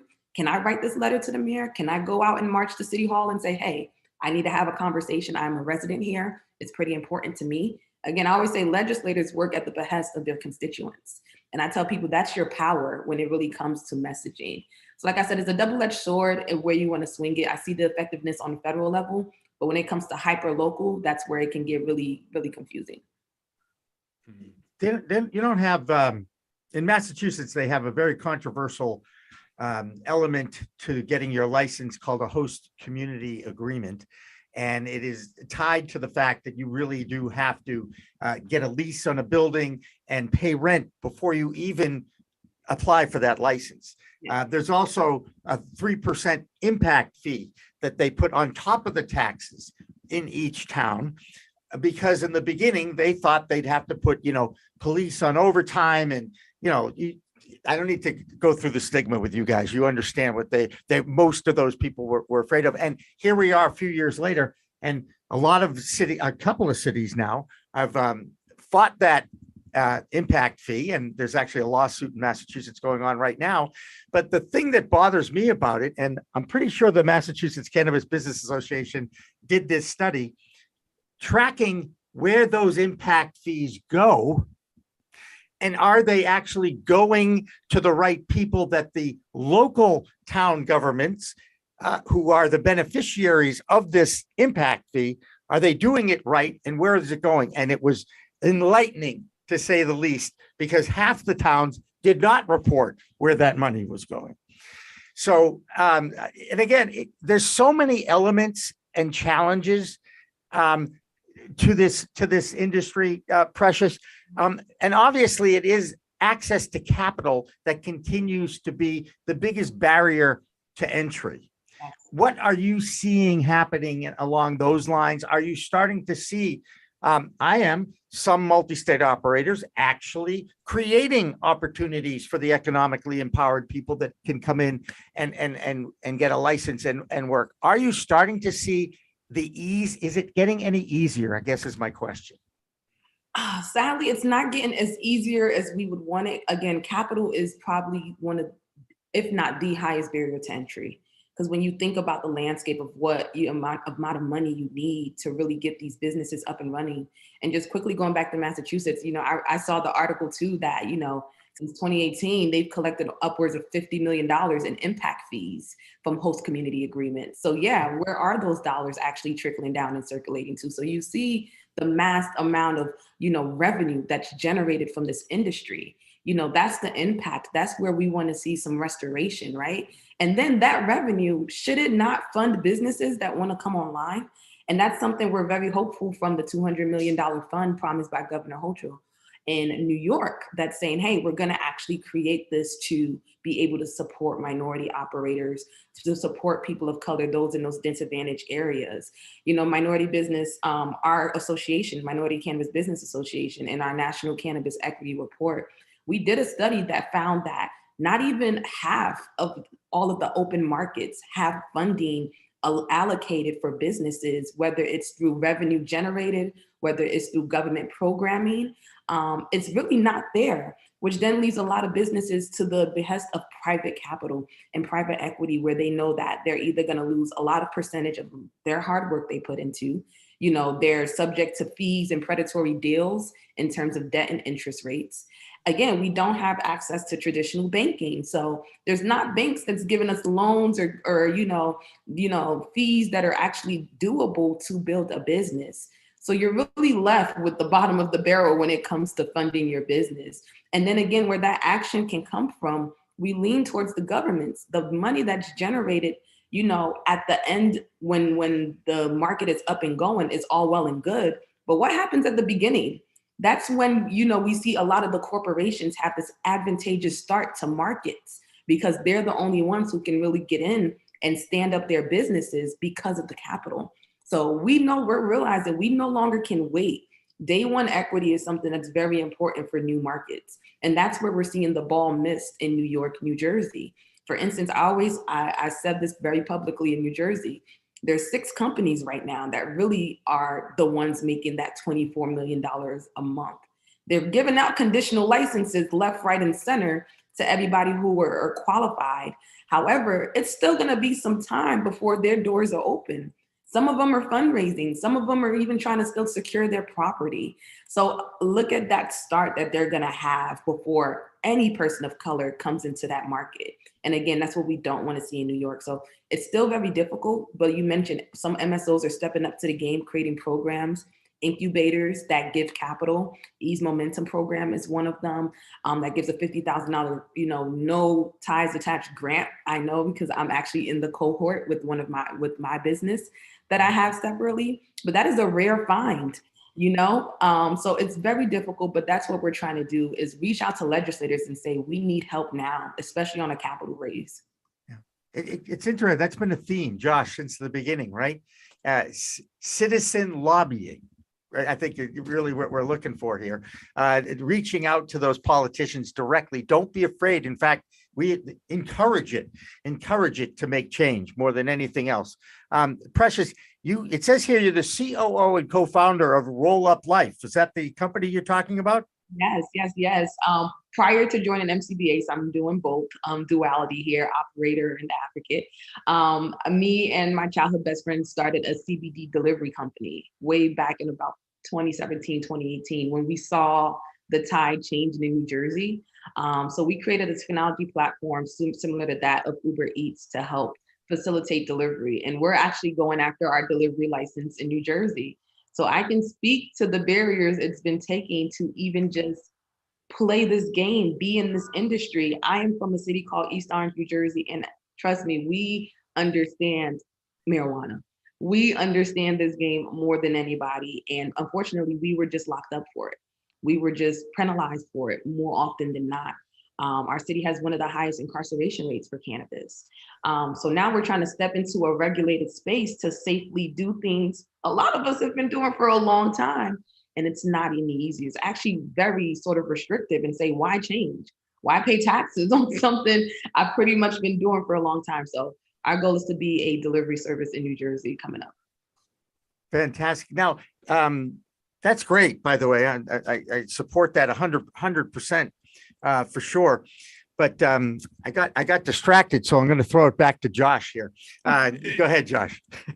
Yeah, I'm wondering about when lobbying and Congress, DC, is going to get behind both the cannabis industry and the minority community and give similar returns that other groups that have hired lobbyists have provided. So we were seeing every aspect of the economy in the last couple of years full-blown crisis mode and everyone getting involved in lobbying. The pharmaceutical and health product industry, for example, they've been spending the most on lobbying over the last 24 years. They spent $5.1 billion over that period of time and outpaced all other companies in lobbying spending. So the industry spent a record $356 million on lobbying just last year. That's 30% more than they did in 2009. Pfizer, for example, last year spent over $10 million lobbying and was the 4th largest political spender within that pharmaceutical and health product industry. prior to COVID, Pfizer was the most hated company in the least trusted industry, but during the pandemic, people were getting Pfizer tattoos. So is it branding, marketing? I don't know, but lobbying can produce an return on investment of over 20,000%. And that's based on a NPR study that's titled "Forget Stocks and Bonds, Invest in a Lobbyist." When is a minority community going to be able to have those kinds of returns? I'll start with that. Cannabis, when you speak about it on the federal level, as progressive as you think this country might be, it's kind of like the stain on the wall. Mind you, this is still a scheduled drug. This is still highly taxed. When you think about the strong Republican arm we have, and kind of, to be frank, rapidly growing, we're seeing a potential switch in Congress by the end of this year, where now the Congress will be controlled by our Republican fellows, you ladies and gentlemen. You can forget about any true cannabis reform coming out of that body for a long time. So we have a small window to kind of get any sort of cannabis, ideas when it comes to banking, when it comes to even just federal legalization, federal decriminalization. It's a small window and it's not talked about. It's not talked about in the Biden administration. Again, because it's not at the forefront. They don't really see the industry from the lens we see it as. But you know what always talks? Money. Right. I think now that the revenue, when New York comes online, and the numbers that New York, New Jersey, and all these states will start to produce in tax revenue, that's what's going to catch the eye. Because a lot of people don't know. Uber, a lot of the big delivery companies, Amazon, they have lobbied for cannabis before. They understand the trajectory of what cannabis can do, especially if it becomes federally legal, where interstate commerce is available. And now you can deliver from, New Jersey to New York and everything. Large distribution companies have been lobbying for cannabis because they see that. However, again, I just think it's still a ways because there's a lot of stigma on Capitol Hill about what cannabis does. There's still people calling it reefer madness. And that's what's being penetrated out on Fox News. Anything with a mass shooter who may have had cannabis in his system, God forbid, just mark out the whole industry. So while lobbying does have that ROI on many other industries, it's especially different for cannabis, mainly because of the stigma. So you're right when it comes to branding, but just look at it as branding of the whole industry. They're not even understanding what we're doing here, yet alone to create progressive, rules and bills to support our industry. The fact that we can't even get something as simple as banking. And a lot of people confuse banking with it protecting large companies. The banking bill only says we're going to grant access to banks if they choose to work with cannabis businesses, safe harbor. That's it. Right. Nothing more, nothing less. It doesn't guarantee anybody anything, but that alone can't even make it through Congress. It's passed the House 6 times and it never makes it through Senate. So you can even see, no matter how many lobbying dollars you throw out there, it's a stigma that we're looking to crack. And it really just starts by normalizing what we're doing. And I think it happens on the state level. And again, when the money talks from the revenue generated in these large markets, I think that'll start to get the attention. Are the lobbying efforts like a little bit too late when you compare it to a huge industry and big companies that have that much money? Are the lobbying efforts on the cannabis side a little too late when maybe big pharma wants it to be rescheduled to Schedule 2, only allowing big pharma? Yeah, you could say it's a little bit too late, but look how long the cannabis industry has been up and running since Colorado, since California. And there have been lobbying efforts there, but again, they've all been stalled really because of the stigma. Again, no matter what X value dollar, I think about the NRA, the gun lobbying. That's something we all look at and say, the hundreds of millions of dollars that's poured into upholding the Second Amendment, but not really fluctuated well, where Americans are being protected, where we're not seeing what we're seeing now in our country.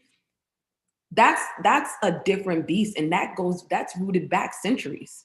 Now, if cannabis would have had that same trajectory, maybe, but we're literally at the very beginning, no matter how far people think far along we are from all these new states coming online. I want to say about half of the states are online, either medical or recreational. And that's still the very beginning of the cannabis industry. So I think now the eyes are starting to open because, again, more and more states are coming online because a lot of people don't realize these states were impacted hard by COVID financially. And cannabis revenue is saving their butts. It's saving New Jersey's butt specifically. And that's why southern states who rebuke cannabis really are starting to create lanes for medical cannabis because they see that tax reform. I mean, that tax revenue. So again, I think we're at the beginning. The lobbying pressure still has to be there because again, we're getting small support. It's incrementally, and it's always going to be a marathon, not a sprint, like we know to be true in the cannabis industry. But we can only stay true to it and then unite all of our efforts. Truly, that's how we'll get things done. Boy, that is a great way to wrap this baby up, Precious. That was super. And, we support anything that you guys do. If you ever need an audience, please don't be afraid to ask. Reach out to me, to Isabel Turner, who I know you have been in touch with, our production coordinator. We will help you guys in whatever capacity we can, and mostly giving you a voice, because that's why I started this darn network in the first place. And having people like Josh Kincaid along and Christopher Smith from California now. And we've got Jill Goldsberry in your backyard of New Jersey. And by the way, my first 4 years of my life were in West Orange. Oh, I know that's right. Welcome to the Oranges. And then my parents spoiled me by bringing me to the Boston area, and we don't need to go there. But we do need to take our final break and say goodbye, because we've got our new show coming up at 6 o'clock. That's when we recap all the different states and what's been going on in the news over the last week or so. And that is anchored by Elena Pinto, and we encourage you to stay tuned for that. Josh, you did a great job. Thank you so much for coming on board here. And I look forward to working with you in the future. And Precious, I so appreciate your time, your thoughts. And again, please send our regards along to Kaliko. Right on. Thank you, guys. Have a great evening. Thank you, Precious. Have a great weekend. That'll be it for Green Rush Live for another Friday afternoon. Remember, it's a whole new world of weed out there. Use it responsibly, everybody. Have a great weekend, and we'll see you in a couple of weeks. Coming up on We Talk News this week, the international world starts to move towards cannabis reform. In the U.S., senators focus on banking and expungement, but still no word if they will ever bring it up to the Senate floor. Vermont awards its first adult-use cannabis for sale licenses. And Russia extends the detention of Brittany Griner. Not everyone, dries their plants this way. A lot of people use machines. We Talk News in Massachusetts gets a behind-the-scenes look at Bountiful Farms Grow House in Lakeville. Hey, keep your hands off the buds. All that, plus our state-by-state reporters and Cannabis Coast to Coast News with Elena Pinto on We Talk News next. Cannabis Media original content is supported by Salient Systems, your trusted name in video surveillance for the cannabis industry, and by Revolutionary Clinics, Massachusetts' #1 medical dispensary where the patient comes first, and by Accounting Buds, CPA services for the cannabis industry, and by stylighting.shop. Log on today to get your grow kit. We are Pro Cannabis Media.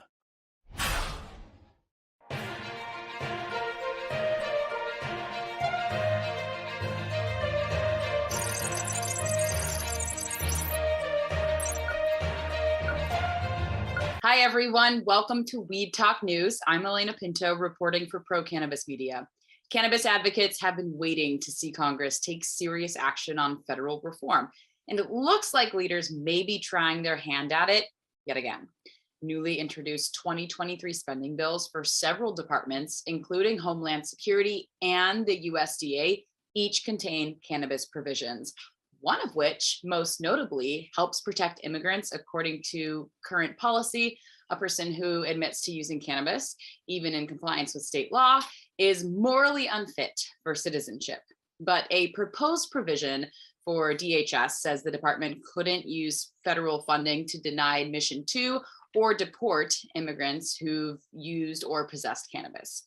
Another federal financial proposal includes language to safeguard financial institutions that work with state legal marijuana or hemp business. Coming up on We Talk News this week, the Supreme Court of the U.S. says no to a hearing from medical cannabis patients looking for insurance reimbursement. Plus, economic empowerment entrepreneurs in New York love former NBA star Chris Webber. And 23 state attorney generals want better, more protective, and less appealing edible packaging in cannabis. And while the American Medical Association endorses expungement of convicted, nonviolent cannabis offenders. All that, plus Major League Baseball says yes to CBD sponsorships. Our Cannabis Coast to Coast Roundup on We Talk News, anchored by Elena Pinto, is next. Cannabis Media original content is supported by Salient Systems, your trusted name in video surveillance for the cannabis industry, and by Revolutionary Clinics, Massachusetts' #1 medical dispensary where the patient comes first, and by Accounting Buds, CPA services for the cannabis industry, and by stylighting.shop. Log on today to get your grow kit. We are Pro Cannabis Media.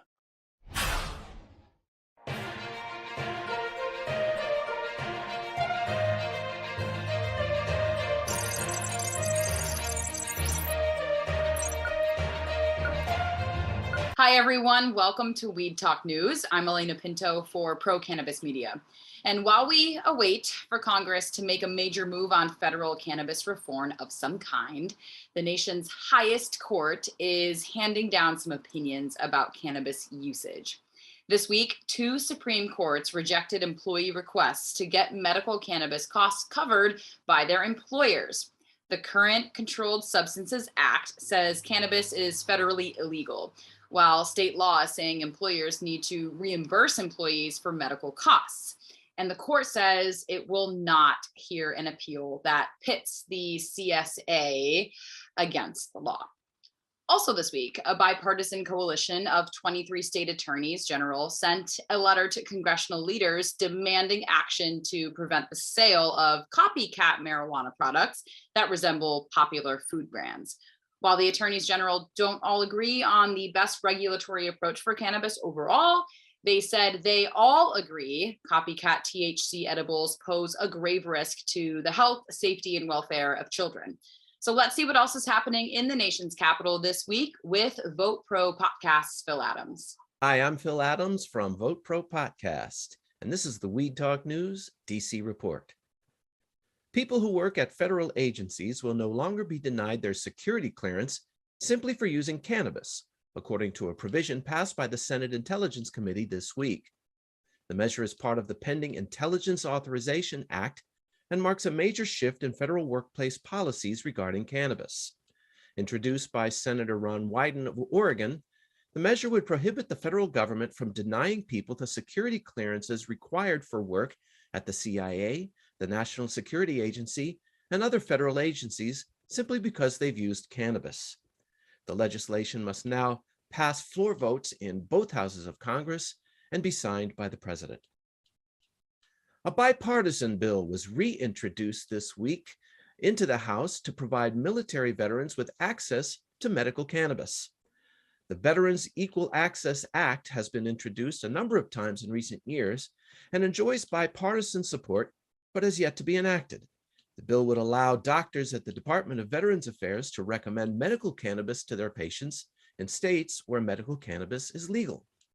2 Congressional Cannabis Caucus co-chairs, Democrat Earl Blumenauer of Oregon and Republican Brian Mast of Florida, are the chief sponsors of the measure this time around.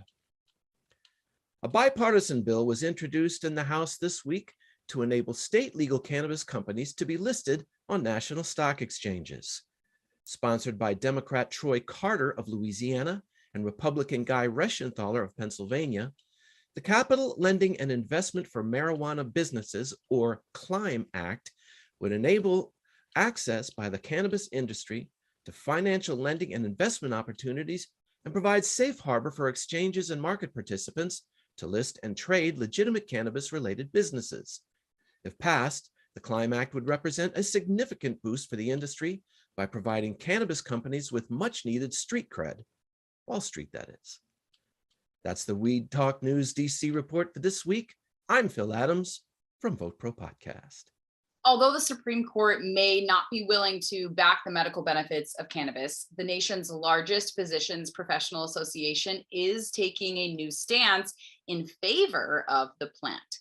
The American Medical Association has announced it has approved a resolution calling on states that have legalized or decriminalized cannabis to expunge the records of arrests and convictions for marijuana-related offenses that are no longer illegal. The group noted at least 18 states have legalized cannabis and more than 36 have passed legislation allowing for medical use. The AMA wrote that the goal of the policy change is to introduce equity and fairness into the fast-changing effort to legalize cannabis. So with that, let's kick off the week's state reports, starting with Josh Kincaid in Washington State. I'm Josh Kincaid from the Talking Hedge with the Washington State Cannabis Report for Weed Talk News. Cannabis shops could owe workers $300,000 for overtime and sick pay, according to a Washington state lawsuit.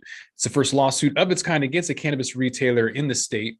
The owners of 3 Lovely Buds cannabis dispensary in Spokane, Washington, could up owing their workers as much as $300,000 in an alleged unpaid worker and overtime from the past 3 years. The Washington State Department of Labor and Industries received a complaint in January of 2019, and investigators found that the dispensary's parent corporation, Cannabis Green, had paid employees overtime only if they worked more than 40 hours in a single store, according to LNI. Following a 2019 complaint, LNI alleged that investigators found that employees worked more than 40 hours total at different Lovely Bud dispensaries without receiving overtime, and that sick leave was parceled out in much the same way. Lovely Buds gave some pay records to the department, but then took the state to court in an effort to stop the investigation.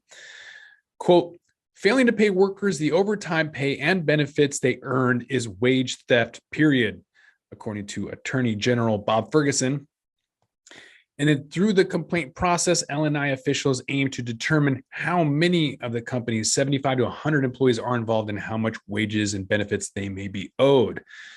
Next week, you guys can find out more about Washington State's cannabis scene. But with that, we're going to have to roll up this Washington State Cannabis Report. I'm Josh Kincaid from the Talking Hedge, reporting for Weed Talk News. Don't forget to like, share, and subscribe, or don't, and I'm out. NBA Hall of Famer Chris Webber has a new gig in cannabis. This week, New York State selected Social Equity Impact Ventures, headed by Webber, to manage the state's $200 million social equity investment fund. That money will assist social equity licensees with costs associated with getting their businesses off the ground. And Webber's company will be the one to decide where that money goes. Webber is quoted saying, New York's thoughtful and inclusive approach to establishing equity in the cannabis space and creating opportunities for those affected by the war on drugs is truly unparalleled. Another state with a fairly new market is right next door in New Jersey. So let's check in with Jill Goldsberry for what's happening there this week. Hi, welcome. I am Jill Goldsberry in New Jersey for Weed Talk News, and here's what's going on in New Jersey this week. Well, for those looking to learn more about the industry of cannabis in New Jersey, there is now another Institute of Higher Learning where you can gather your cannabis business skills. Hudson Community College is the latest to start offering a cannabis curriculum, and this is a curriculum with a focus on local residents, whom many are minorities. And according to Ara Karakashian, the Associate Dean of Business, Culinary, and the Hospitality Program, the Jersey City-based college is situated to make sure as many residents as possible have a chance at getting their feet wet in the industry. Residents include those living in the Hudson County area. And courses for this exciting new curriculum include an associate's degree in business administration of cannabis and 2 certificate programs aimed at cannabis business agency and cannabis business management. In other news, New Jersey is now helping those formerly charged with marijuana offenses be able to have the opportunity to sell cannabis through legal measures, through the cannabis program that offers minorities an equal chance to take advantage of this growing industry. The program is from the Cannabis Regulatory Commission, and it allows for social equity business licenses for those owned by people who have lived in economically disadvantaged areas of the state or who have convictions for cannabis-related offenses, expunged or not. And local resident Tahir Johnson is one of the first retail license awardees. He won a conditional license for himself for Simply Pure in Trenton, New Jersey, and also helped a lifelong friend obtain a social equity application, John Dockery, and he received his own conditional license approval for a second location. So that's a great story. That's a great way to show the progress in the state of New Jersey. And if you'd like more information on applying for one of these licenses, go to the Cannabis Regulatory Commission's website for more information. I'm Jill Goldsberry for We Talk News. Have a great day. Regulators in Massachusetts say they'll be keeping a keen eye on the impact of the plastic ban, saying the Bay State could consider a similar move in the future. Ron Marshalsea has more in this week's Massachusetts Report. I'm Ron Marshalsea for We Talk News. This is the Massachusetts Cannabis Report. Greatest Hits Cannabis Company, a cannabis brand known for its music-inspired themes, community involvement, and live performances, is celebrating the grand opening of its first retail location in Dudley on June 25th with a 21-plus block party event from 12 to 8 p.m. Co-founder Joe Vallatico was quoted as saying, "We are thrilled to open the doors of our new flagship dispensary in Dudley, Massachusetts. The grand opening marks the first of many exciting events we have planned with the local community." The new shop is located at 35 Chase Avenue in Dudley, and the event of the 25th will have live music performances and pop-ups from over 15 of Massachusetts cannabis brands, as well as food and beverages provided by local food trucks. Justices on the U.S. Supreme Court have declined to weigh in on the issue of whether employees can be reimbursed for their medical marijuana-related costs through their workers' compensation insurance plans. Massachusetts is one of the 7 states that expressly prohibits workers' compensation insurance from reimbursing medical marijuana-related costs. The other 6 states are Maine, Minnesota, Florida, North Dakota, Ohio, and Washington. And finally, weed sales are starting to wane because we're technically out of the pandemic phase in some states, except the Bay State, where we are still selling weed at, quote, full pandemic levels, according to an article by Leafly. This isn't to say the virus is gone or COVID is over, but some states are seeing a difference, at least when it comes to the sale of cannabis. And that's this week's Massachusetts Cannabis Report. For Weed Talk News, I'm Ron Marshalsea. In Michigan, the numbers show cannabis sales are up, but so is the number of plants in production for the adult use market. Between an oversaturation of growers, the lack of consumers to sell to, and controversies related to testing, some believe the worst for the state's market is still on the horizon. Michigan NORML Executive Director Rick Thompson discusses that and more in this week's Michigan Report. Hello again, this is Rick Thompson with the Michigan Report for Weed Talk News. Let's begin. Well, Michigan broke cannabis sales records in April, so it's not surprising that May's sales figures would be slightly lower, and they were, to the tune of about 4%.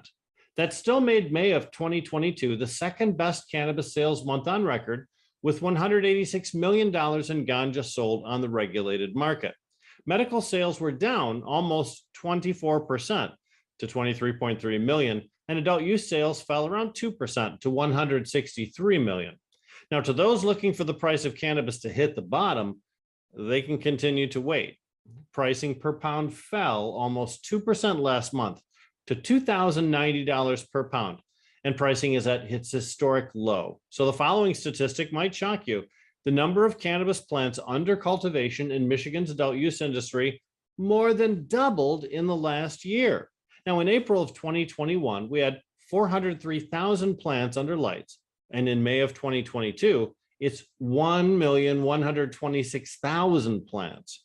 Now, growing more plants might be a last-ditch effort for some huge mega corporations to remain profitable, but the consequence to the marketplace is real, and the disruption of the industry is taking its toll. Well, the cannabis testing industry in Michigan is getting a very bad rap thanks to the misdeeds of one outrageous industry player, Viridis Labs. A recent update to a formal complaint issued by the CRA mentions that Viridis has never failed a test sample for contamination even though the lab tests an estimated 60% of the $2 billion in cannabis sold throughout the state.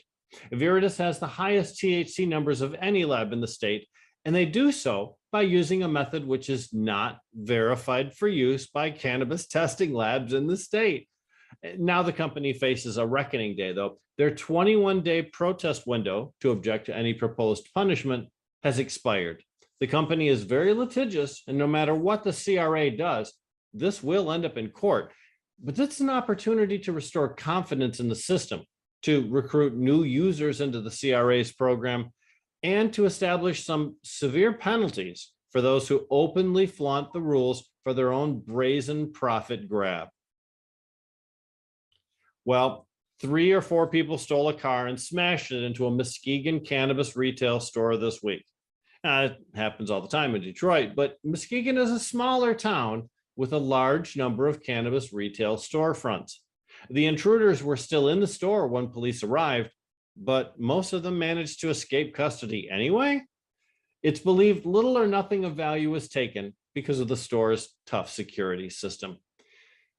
And while it's never a good idea to take pleasure in another man's demise, I find it oddly satisfying that out of all the different stores in the city, the owners of that Muskegon store are none other than the dreaded Sky Mint cannabis brand, the least liked of all cannabis names in the entire state.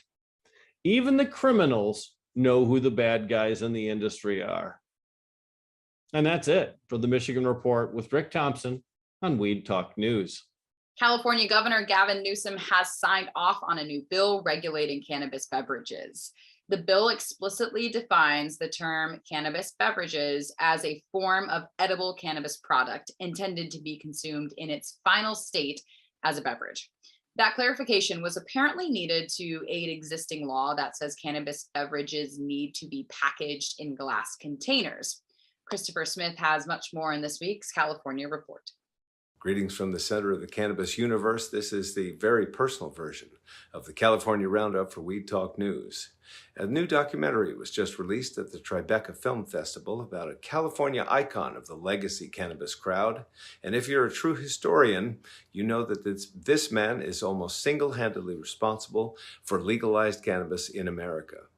Cannabis Buyers Club chronicles the most important unknown LGBTQ plus rights struggle of the 20th century. When a new disease ravages his community and the government doesn't care, renegade pot dealer Dennis Perone leads a movement to help, heal, and fight back. Perone, a gay Vietnam vet, builds a pot empire in the middle of the war on drugs and fights politicians and police to save his friends. It's the definitive story of cannabis legalization in America. Back in Dennis Perone's day, in my hometown anyway, people would have called him a pacifist, long-haired hippie queer. Maybe now they give him the title he deserves, American hero. Now, you may have heard me say that the California cannabis industry has been battered by the fact that over 60% of the municipalities don't allow retail cannabis businesses. But have I told you why? The League of Cities, a political advocacy group as old as the hills, played on the fearful legacy of reefer madness to convince city councils, not voters, around the state that local control was more important than a vibrant cannabis industry. They were extremely effective and extremely damaging to California. Their success came at the expense of thousands of jobs, came at the expense of patients who now are forced to drive sometimes 100 miles or more to get their medicine, handed more than half of the market to illicit operators on the silver platter, and came at the expense of an estimated $1 billion a year in tax revenues. And why? And did I mention the voters? Why did I mention the voters? Because 2/3 of the voters in California are in favor of commercial dispensaries, and they've had it. So what's next? Lawsuits, ballot initiatives, and other moves to rationalize these silly restrictions and allow the legal industry to flourish at last. You want proof of the potential for a robust cannabis industry? In Sacramento, it's become the 9th largest employer with nearly 8,000 workers 4 years after recreational marijuana was legalized, and as shown in a report commissioned by city officials. In addition to creating jobs, the report asserts 3 other significant findings. Gross annual receipts have more than tripled since 2018. For the first full year of legal sales, the industry has not created a spike in crime, and home values have not decreased overall in areas in close proximity to cannabis businesses. Sacramento Mayor Darrell Steinberg said, "The city made a conscious decision to enter the legal cannabis business. We're generating around $20 million of tax revenue per year, and yes, creating a lot of jobs, and I'm glad we did." So I'm Christopher Smith. I'm the publisher of the American Cannabis Report, bringing you the dope on American heroes and villains and a capital coup for cannabis for Weed Talk News. And here's a curveball for you. Cannabis could soon become part of a regular day at the ballpark. This week, Major League Baseball teams were told they can sell CBD sponsorships. The commissioner's office said a sponsor would need to be certified by Global Health and Safety Organization, NSF, to ensure the products do not contain THC, and then approved by the commissioner. So don't be surprised if you spot a CBD company's logo on your favorite baseball team's uniform. After all, it is a whole new world of weed out there, and we hope you continue to use it wisely. With that, the Weed Talk News team is taking a short summer break. We'll be back after the 4th of July holiday to keep you updated on the very latest news happening in the world of weed. Until then, I'm Elena Pinto for Pro Cannabis Media. We'll see you soon.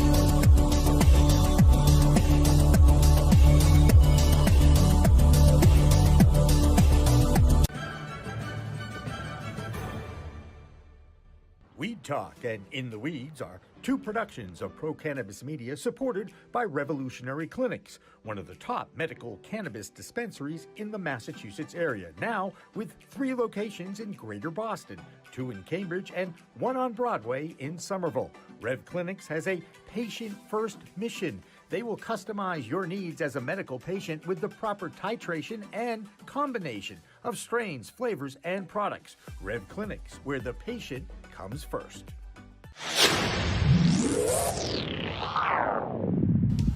Hey, you want to grow your own plants? Check out Style Lighting's Grow Kit. It has everything you need to become an expert home grower and bring the power of the sun indoors. Style Lighting uses TCP's high-powered commercial LEDs that deliver twice the output in the market.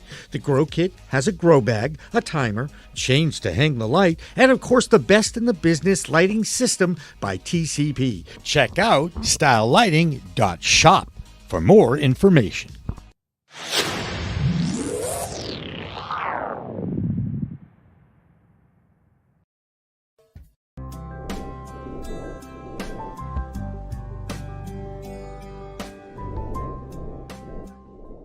Pro Cannabis Media programming is available live and on demand on our Facebook page at Pro Canna Media, on Instagram at Pro Cannabis Media, on LinkedIn, also at Pro Cannabis Media, on YouTube and YouTube Live on Pro Cannabis Media, Twitter at Pro Canna Media, and on twitch.tv/Pro Cannabis Media. So like, share, and subscribe to all of our content, newsletters, and shows live or on demand.